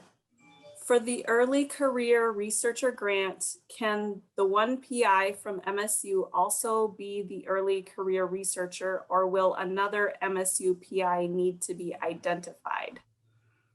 So for the early career category, all of the lead PIs at MSU and in the African AAP institution, they must be early career researchers. That early career category is for early career researchers who are 10 years post-PhD. And that means at MSU and also at the partner institution in Africa. 10 years or less, yeah. 10 years or less, yes. Yeah. Okay, perfect. So we have another question about what is the minimum number of AAP partner universities applying for a PIRA grant? I'm not sure I fully understand the question. Well, I think, to answer what might be the question, there need to be at least two. There needs to be a PI from MSU and a PI from one of the other AAP universities, of which there are 10, and you can find those listed on our website. And then additionally, there for the particular categories, there is additional requirements for PIs. I did want to jump in and say something about partners. I think a question that we get most of the time through email and through previous interactions was, how do I find partners if you don't already have them? And I did want to acknowledge our partners on this this grant initiative. MSU's African Studies Center, MSU's Asian Studies Center, the Asian Nexus, MSU's Center for Latin American and Caribbean Studies, and the Global Youth Advancement Network. And these are resources to help find partners if you're looking for them here at Michigan State University and then in the particular regions of the grant. We also can liaise with our colleagues at other AAP member universities to help find partners. So don't hesitate to reach out if you need help making those connections. You can also look on the AAP Bridge to find partners, sign up and create an account there, and you can see who might be and search for people who might be available. So just wanted to kind of throw that in there because that's a related question that we get a lot from potential applicants. Yeah. Can I come in also and maybe just amplify a little bit that we are also keen in moving beyond universities. We are also keen in working with our research institutes, which may not necessarily be part of universities, but if they're connected to MSU, they're connected to our local universities, the ones which are members, I mean, those would also be, eligible. Others may even be civil society organizations, which universities are working with. The work programs on our youth, most youth may not belong to universities, but they may belong to their own, maybe associations, which are civil society. And if a university is going to work with them, those institutions also would be considered. And, and Richard, don't forget the government institutions, civil society. I don't know if you mentioned all of those. We want them to be partners as well, and they can just be partners in the team. Yeah, and I was just going to certainly. I think a very important point. Sorry, yeah, I just wanted to say, yes, I think as we begin to talk about sustainability, governments become extremely important. And indeed, I think ongoing programs at the country level become extremely important because those are the ones which have probably predictable funding on the ground, particularly public institutions as well. Yeah, and I was just going to add that, yes, I agree with you all. And just to repeat what we said earlier on, once a team has met the minimum set of conditions as set by the proposal, you can bring in a diversified team to make sure that you get as many of the talents you need as possible. Once you meet the conditions of one PI from MSU, one PI from a consortium member, and of course, likewise for the rest of the four streams, you are encouraged to diversify your the rest of the members of the team, to the extent possible, to bring in all the as much as possible the talents which you think you need to be able to drive the bus. Yeah. Over. Okay, thank you very much. So the next question has to do with a research topic area. So the research we wish to indulge in involves significant new equipment procurement for extraction of plant extracts for management of COVID-19 conditions. Kindly advise me how to go about it. That sounds like a really worthwhile project, but it sounds like it might not be one that's appropriate for this funding opportunity, since the equipment costs are limited to less than $5,000. But I think the way Jose. to look, to handle this would be to try to identify partners that already have this equipment. And I'm not quite sure what exactly you need, but if you were to try to figure out, what exact work you need done, what equipment you need, you can identify a partner that already has this, and this can be part of your project proposal. Maybe you can include a visit to that university for you to do the extraction and do some of the analysis yourself. And then this is how you build a partnership to continue doing that kind of work. You now have someone, another institution, that has that equipment. But yes, the maximum grant is only 200,000. We would not be able to buy any equipment. And I know that the type of things you're thinking about, it's probably much more than the $5,000. So yeah, the best route would be to identify partners. And I'm sure that there would be many that may have this type of equipment here at MSU and on the African continent in terms of some of our member institutions. So send us an email with that equipment and we can help you. I think that's Prof. Okafor. So he's familiar with the partners at MSU.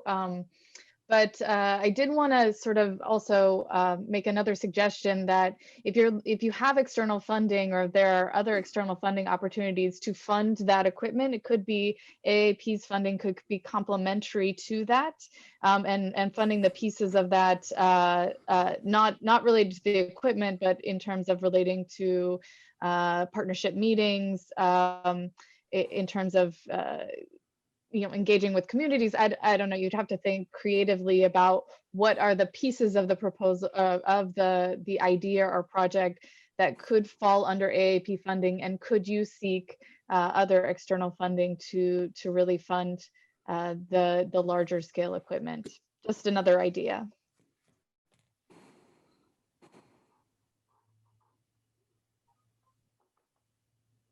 All right, thank you very much. We've got a couple more questions. This has to do with direct costs. So Lisa might be the one to answer these. The first one is, for publication, is this for open access publications? And two, is graduate tuition, does the graduate tuition mean for students who are registered for a master's or a PhD?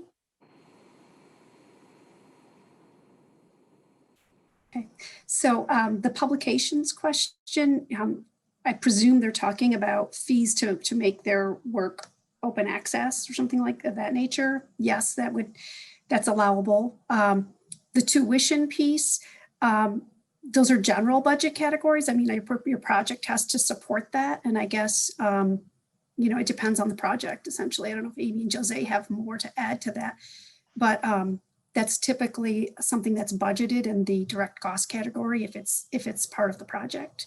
And so it depends on the project.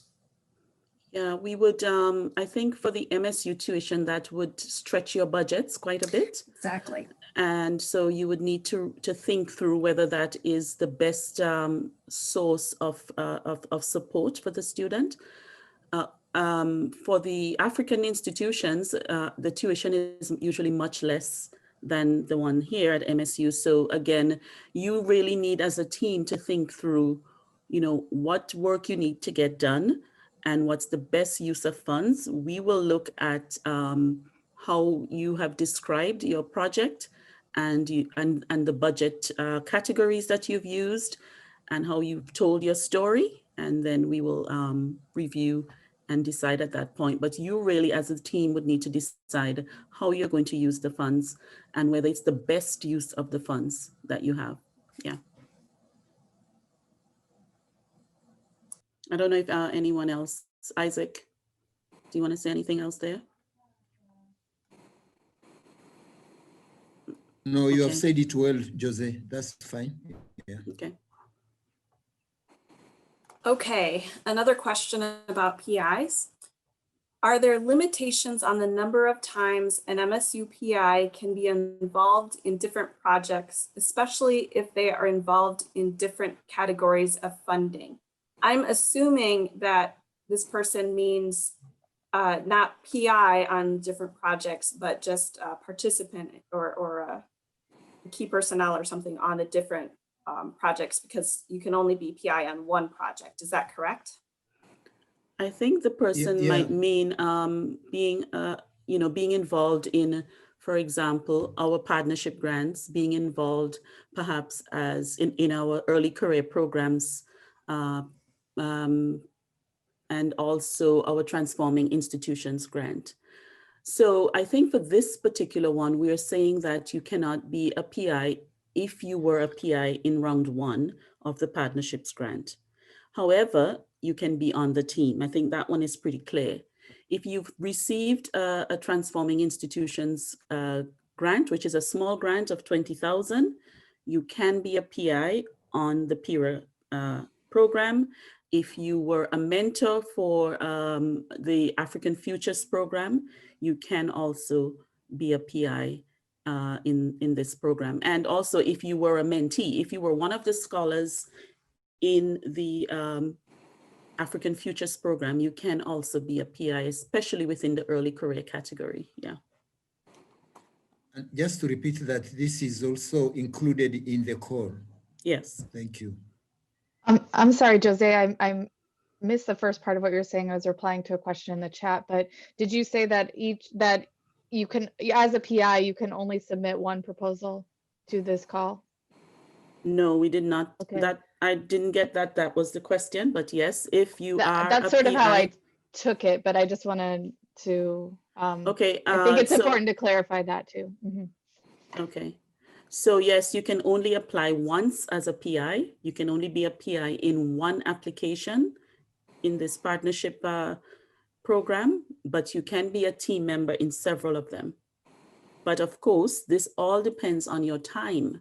So, so you have to decide as well. And if we see that you are, overcommitted, when we look at proposals and we're reviewing them, and if it feels like you're overcommitting, if there are 10 proposals and you are all in all 10 of them, and they're great, they're probably ones that are finalized, we may need to ask you a question about the time availability. But I think people are reasonable. They know how much time they have, and therefore you would apply reasonably as well.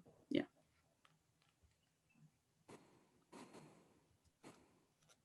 Okay, next question.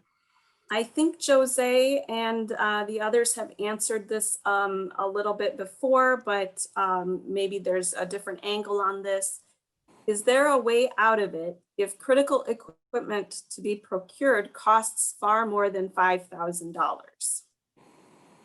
Yes, I think that's what we just answered, that the best route would be to identify a partner with the necessary equipment that you need, because we cannot go beyond 5,000. I mean, the money is just not enough to be able to buy equipment that is needed for such large scales of, things that need to be done. And yeah, so that would be the best route. Identify a partner, or as Amy mentioned, apply for a grant that allows you to buy equipment. And then you can have 2 different proposals running for these things. Great, thank you for reiterating that, Jose.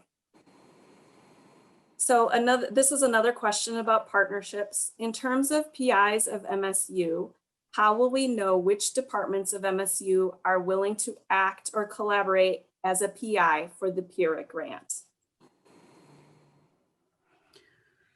I can touch on that. So what we have been doing is, so as people, write to us, and people have been writing directly to MSU colleagues as well, is, you write to someone, you look on the website and you identify someone who you would like to work with, you contact them and see if they are interested in collaborating. Many people are willing. They may not have had that experience of working in Africa already, but it doesn't matter. They have the research expertise and the interest to do this. And if we can find new people who want to collaborate, that's great. Another option is obviously using the AAP Bridge, where you can find partners that way. We realize that it's a short time frame that we have, and so you may want to circumvent that, but try to use the bridge to stimulate some of this partnership matching, things that we can do. We certainly are willing to help you. If you write to us on the AAP email address, we can help to identify. And we've been doing some of that already. Many colleagues are writing to others directly and are being successful. So let's continue with that momentum. And also, let me add that to the last point you said, Jose, that's very important. But I think what we can add is that when you are asking for help from AAP, try to be as specific as possible so that the particular person that you would want can be reached easily. Yeah. Mm-hmm. So you just have to be very, very specific. Who you want, for what, and so forth. Yeah. Yeah, it helps if you send a sort of an abstract of the type of research you're planning to pursue, so that we can help you make those connections. That's a very good point, Isaac. And it's also the other way around as well. Let's not forget that, so there may be MSU colleagues who are looking for partners on the other side. And so this is also the same way. And the Africa offices and our focal points are key people who will assist in helping to identify partners. So it's the same way it works both ways. And when and then I think you saw in the chat before from Siddharth Chandra, who is the director of MSU's Asian Studies Center. They stand ready, and I believe he put his email in that chat. They stand ready to help identify partners in Asia related to this. I know our Center for Latin American Studies also is available both to MSU and to external partners to help identify partners in the Caribbean and Latin America. And then we have our Global Youth Advancement Network. You know, we ask you to put on the Youth Transformation Grant a youth leader and representation from youth serving organizations, and our Global Youth Advancement Network can also help identify those types of partners. So we can work with them on that, and you can work with that. African Studies Center as well at MSU can help identify those partners. So just think of those as potential resources, and you can find them and contact them through their websites as well. Okay, we have another budget related question, and I believe there was some conversation about this amongst AAP, so I'm not sure what the conclusion was, but in some universities, for example, University of Dar es Salaam, institutional fees are mandatory and they charge 12% of the total funding. How do we deal with such a situation? I can touch on that, and Lisa, you may want to come in as well. Yes, we understand all institutions have indirect costs that are mandatory typically. And if a funder does not support indirect costs, so the choices are either you apply or you don't apply. In the case where, because we are consortium members, in the AAP, we would recommend strongly that you contact the focal point and I will share the names of the focal point later. You contact the focal point, you contact the research officers. These are key points of contact at the local institutions. These are the ones who will help you to negotiate with your institution about including these indirect costs. It's unfortunate, our funds are small. As you can see, we are going only up to 200,000, and we would like to have those funds be used towards direct costs. So I think it's a matter of negotiation. We will have a separate conversation with the AAP African Consortium member institutions. But in the meantime, while you are thinking through this, if you plan to apply, you should also speak to the focal points, speak to the research officers, especially at the leadership level, the DVCs that are responsible for research, and get this, sorted out very early. So we don't want you to submit an application and it's funded, and then you have to then start to negotiate. I think you should negotiate before you submit so that it's very clear. Lisa, do you have anything to add here? Yeah, I mean, well put. Yes, MSU has an indirect rate. If there's a call that doesn't allow it, MSU allows you to still, apply for those calls. Our own institutional policy is that if there is a published indirect rate, MSU, we want that published, and we don't want to be disadvantaged compared to other applicants by not taking an indirect. So, we go with what is published, and if nothing's published, we have our own indirect rate that we charge. Again, everybody should be working with their research administrator, their research office, and that includes the MSU faculty as well, so that you have that input from the beginning. I agree, Jose. Yeah, maybe just to add that again, when we look at the funding categories, the money is really, really small. And again, when you go back to what is our principle, here we are trying to provide seed money for the team to get started. Meanwhile, they get on to developing a proposal which will enable them to get to the next level in a big way. Talking of $500,000, $1 million, etc. And that is hopefully where the question of indirect costs by the institution may apply easily. But really to begin, meeting the institutional indirect cost requirement for $50,000, you may find that there isn't even enough money to go to the field or to convene the meetings that are planned. Yeah, so the main point here is, those are the limits, but we encourage. That is why, for example, one of the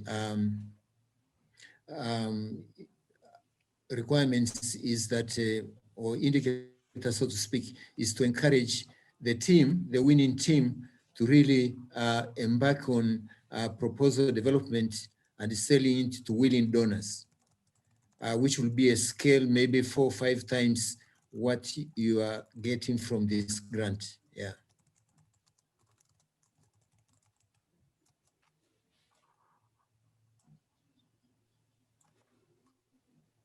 Okay, if there's nothing else related to that question, we have some more questions about, okay, the first one is, kindly advise on what would constitute capacity building activities.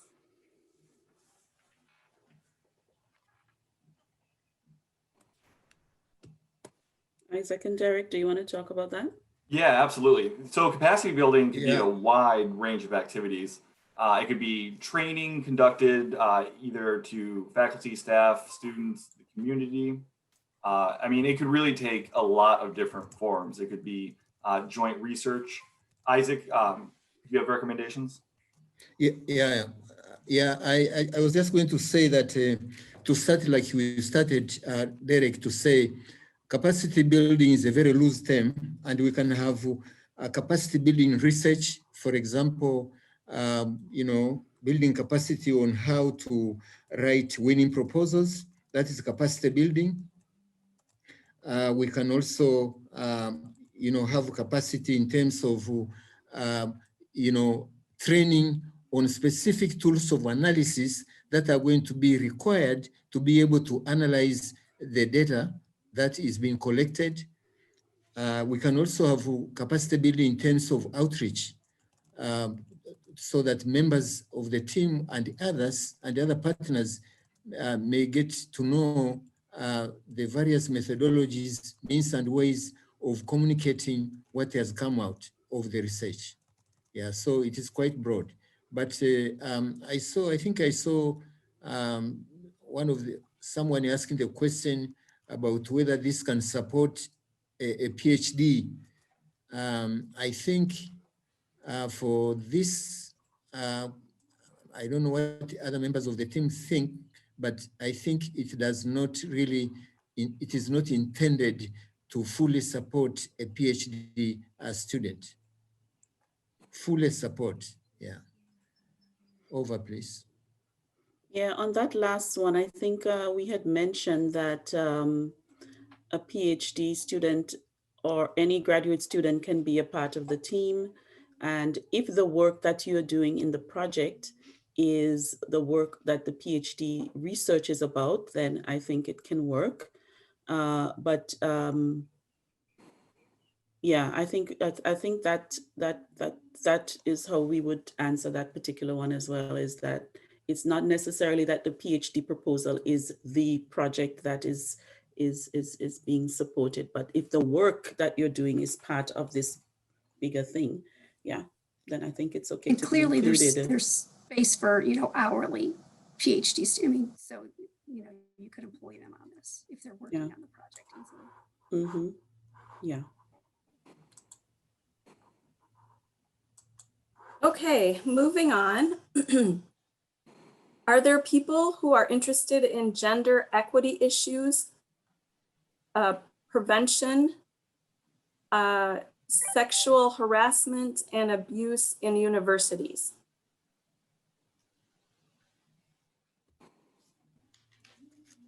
I'm sure that there would be partners. If there's a specific interest that someone has, we could definitely make linkages in this area. There are many people at MSU and in many of our partner institutions, the consortium members that do work on gender and these particular things that were mentioned. So we can definitely make linkages. Please write to us on the AAP email address, or you can also use the AAP bridge to link up with those partners. But we do have some strong interest around gender. Yes. Mm-hmm. And I think you can also use gender units at our AAP member universities or gender focal points to help identify those people as well. And we'd be happy to connect you with those people.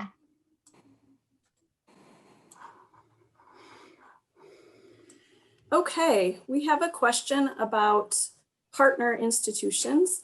So what should be the qualifications of members from other organizations, such as the private sector, government agencies, civil society, etc.? Yeah, let me jump on that one.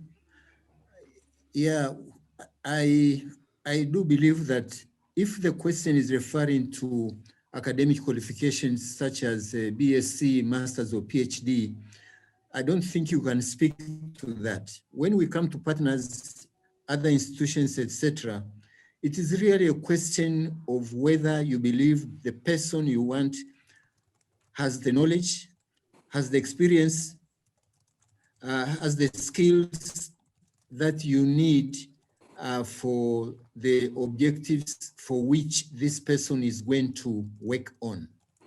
I think it will not be correct to say this person must have a master's, this person must have a PhD. No, it's really a matter of whether you think the skills, the knowledge, the experience is this person regarding what you want the position you want to fill in the proposal team. Over.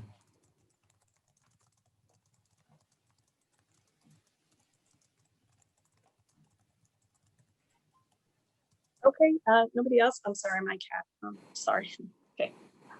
We have another question about youth. So on the youth track, what are the qualifications for youth leaders to be PIs? Or are the youth leaders only supposed to be or required to be partners?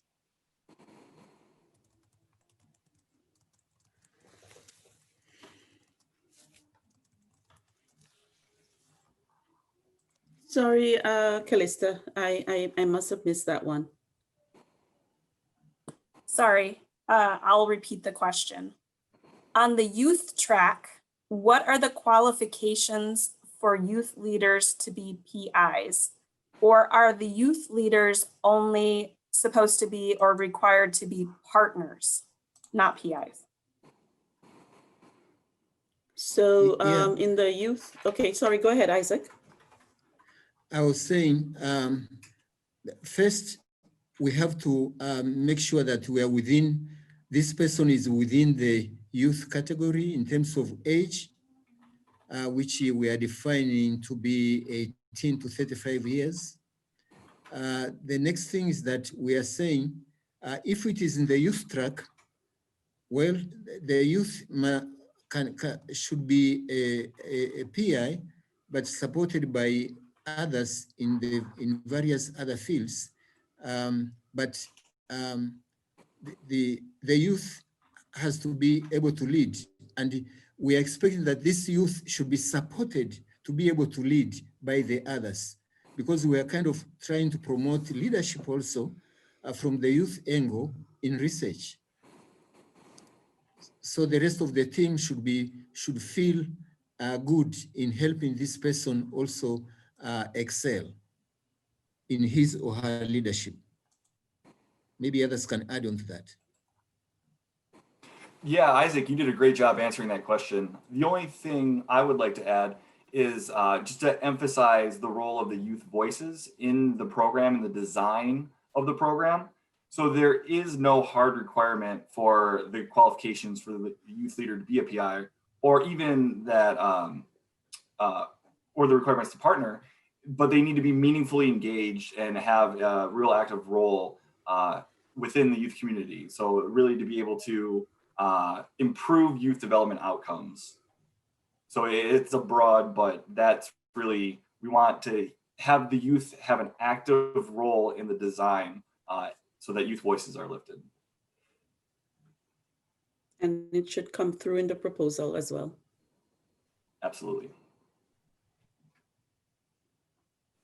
Wonderful. We only have about 3 more questions left, and I think we addressed all the other questions. So the next question is, does the budget have to be split evenly or equally among all the partners? Yeah, let me kind of try to respond on the technical side, and then maybe Lisa can come in on the numbers. Yeah, I think again, we have to be very objective. We have to know the purpose of our research. We have to know the objectives. We have to know, for example, how much is required in dollars and cents for each of the objectives. And now, depending on whether the objective 1 is taken by a certain institution and it happens to have more than average money, well, be it. But then if we have an objective which is kind of small in terms of expected outputs, and it is being led by, for example, Mr. X or an institution Y, we should not attempt to kind of, you know, look for the average and the split evenly, because it's a function of what that person, that institution is doing. And I think that is how we would expect the money to flow. Lisa, please. Yeah, I think, yeah, I agree, Isaac. Essentially, you have to look at the work being performed. One budget might have more salary because there's more effort. One budget might have more travel. One budget might have a lot of supplies. I think in terms of equity, going back to Derek's point earlier, using the same travel rates. So if you're going to have MSU travelers traveling using the OCONUS rates that allow a certain level for maintenance expense and lodging, that kind of thing, then everyone needs to use those rates. So, but obviously salaries aren't the same. You might have the same level of effort, but the salaries are different. The cost of living are different. There's some other pieces to it, and different types of work that are going to be done from different people's different institutional budgets. So you have to look at all of those factors. But the things where you can, you're looking for is equity amongst the partners in terms of like travel reimbursement type of situation, something like that.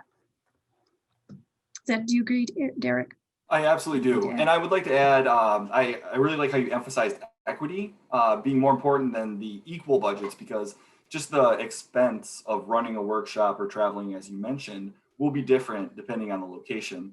I think one thing to really keep in mind while designing the budget is that all of the partners should have a say in how those funds are distributed, right? We're really looking for a co-equal partnership where everybody has a say in the design and everybody benefits, because we want these partnerships to be just organically sustaining. We want you to continue with this because you and your university benefited so greatly. So we want to see everybody's priorities reflected in the proposal, and we want to see the budget allocated to meet those priorities for the institution and for the PIs involved.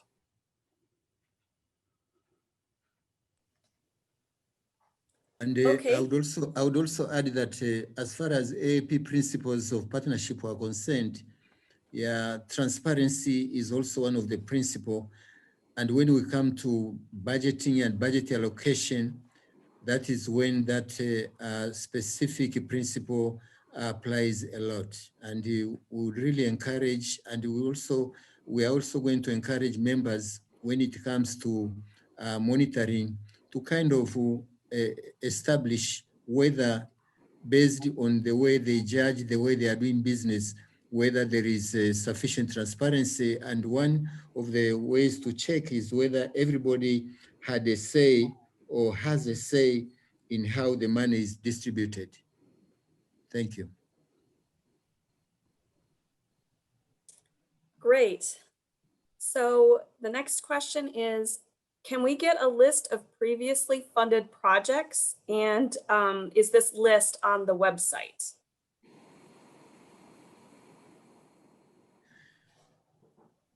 The list is currently not on the website, but It is on the website. It is? Okay. Yes. Good. So good.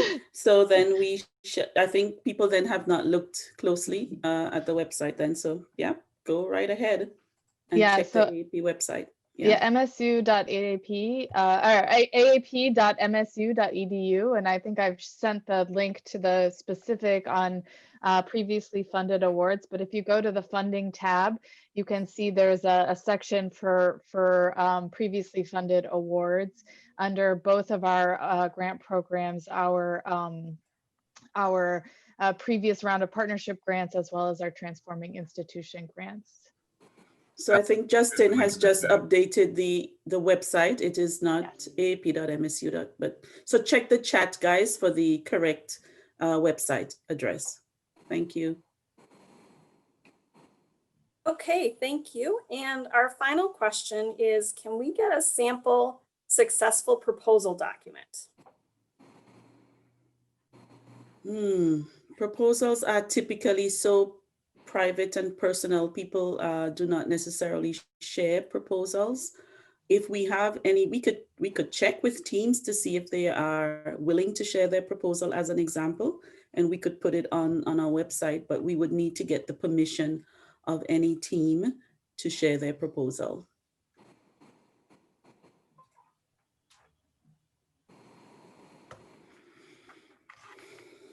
Okay, those are all the questions that I am seeing, unless we have any more that came through in a different way or perhaps before the session.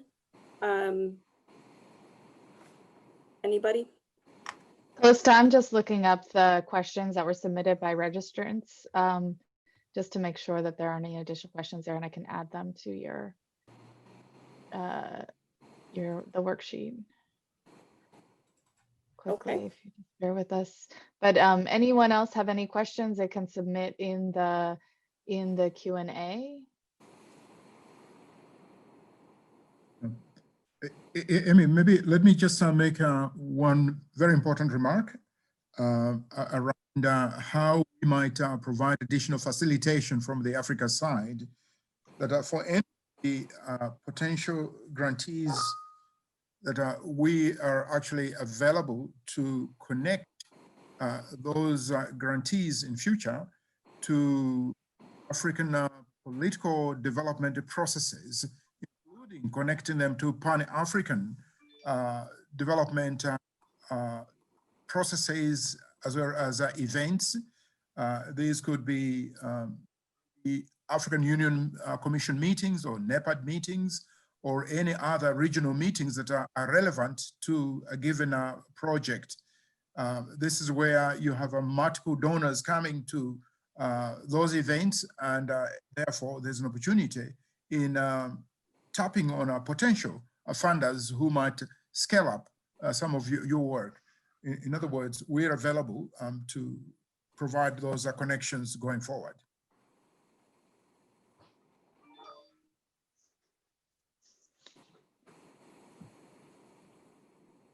Okay, I see two more questions that came in.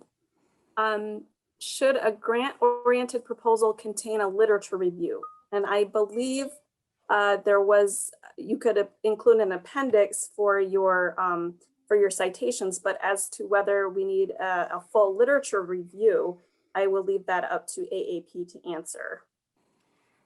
I would say no, especially given the word limitation of it. However, it is important in any proposal to cite relevant literature and up-to-date literature. So a full comprehensive literature review is not required, but your proposal will be strengthened by citing relevant literature.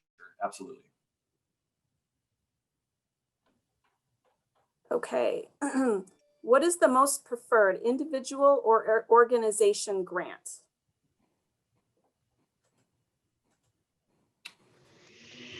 I don't think I understand the question. However, it is a requirement that there be a PI from MSU and a PI from an AAP African member university. So as long as those requirements are met, and then the other category specific requirements, I don't believe there is a preference as to the additional partners, whether they be organizations or maybe individuals with expertise in that field, or if you want to contract somebody individually to provide consultation or some kind of service on the grant, I think that is perfectly acceptable. And that's it. Unless anybody else wants to add to that. That's clear. So we have one final question before I'm going to turn it over to Jose. The question is, as a cancer biologist interested in the mechanisms of cancer, I'm wondering if basic science projects involving in vitro into cancer mechanisms without immediate impact on cancer patients would be considered a strong project for PIRA grants.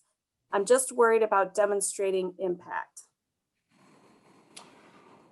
Right, so that's a great question, and there's a lot of technical things there I did not follow. But I think, essentially there are a lot of ways that you can show impact. And impact, in this sense, could be furthering research in this field, in this very important field. So I don't really know a lot of the details surrounding that. But, just in general, I think that that would work. Yeah, I'm sorry, go ahead. Go ahead. No, you finish, Derek. That you would be able to show impact from the actions that you took in that context. I think that would work. I'm sorry. Yeah. So you mentioned one of the things was about in vitro studies. So if you can demonstrate that from using that, you can show the implication to human life or animal life if it's relevant, or how is it going to impact and transform lives? I think that in that way, if you can demonstrate that impact as a long-term aspect of what your project is doing, I think it can be submitted to this program.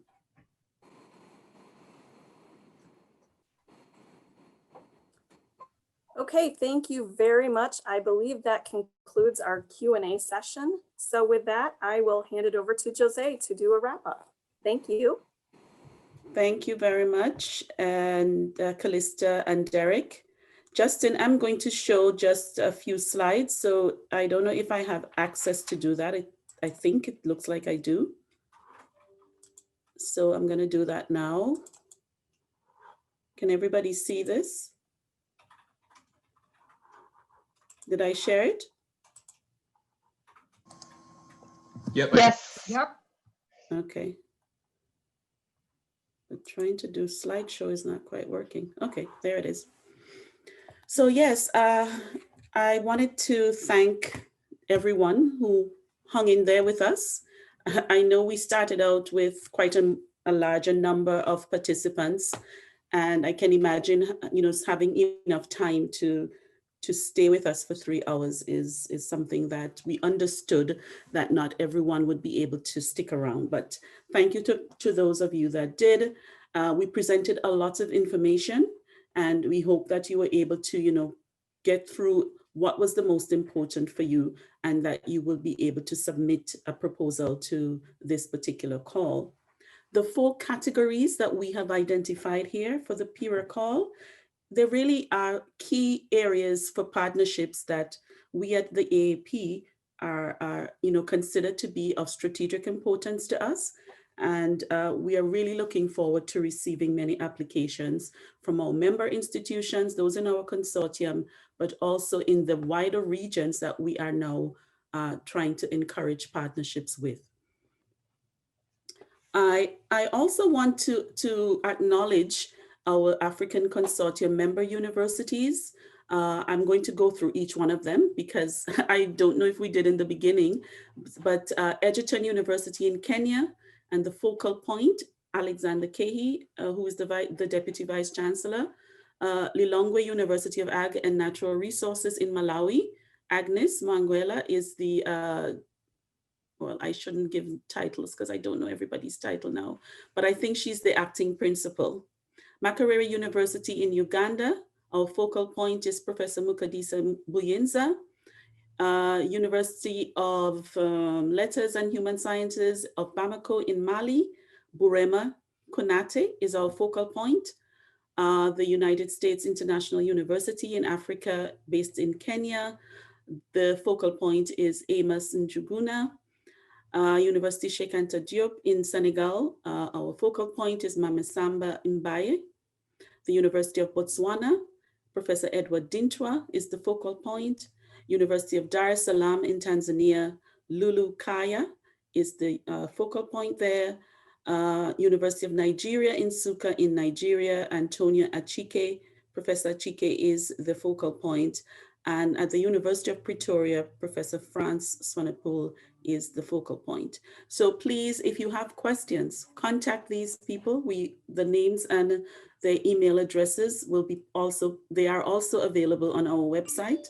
And I see an error here, but we'll correct it. For Edward Dinto, I see we have an old email address there. So we'll update that. But make sure that you keep them engaged with your proposals and you let them know if you're planning to submit. It's always very good if the focal points are aware of what's happening with their faculty members. So that's the universities. And I'd also like to acknowledge and thank our partners in international studies and programs at MSU. We've mentioned them several times throughout the session today, the African Studies Center, the Asian Studies Center and Asian Nexus Initiative, and the Center for Latin American and Caribbean Studies. We're working very closely with them to identify partners for the different categories. Also, you know, to be proposal reviewers, and to make sure that there's an inter-university and regional centers partnerships that will take place in this PIRA program. So I also want to Jose, yes. I just want to make sure. Someone? Yes, Jan. Global Youth Advancement Network. Yes. I'm so sorry. Yes, I forgot Jan. How could I do that? So for the youth, They're so for the close youth, to us. for the youth transformation category, the Global Youth Advancement Network is also very much engaged with us on that. We are having several programs this week. So that's why I guess they're such a part of us now that I didn't remember to include them on the list there. But yes, they're very much engaged with us on this. And we are also looking forward to their continued partnership with them. I want to thank also the AAP and the Global Ideas teams for this workshop today. And we have a great relationship that we are nurturing between the two units at ISP. And we look forward to the continued engagement, especially on the next steps where people want to apply for large grants. We're looking for the million, the 10, 20, 40 million types of grants. Those are the ones we really love. And so we look forward to working with teams to take those ideas forward.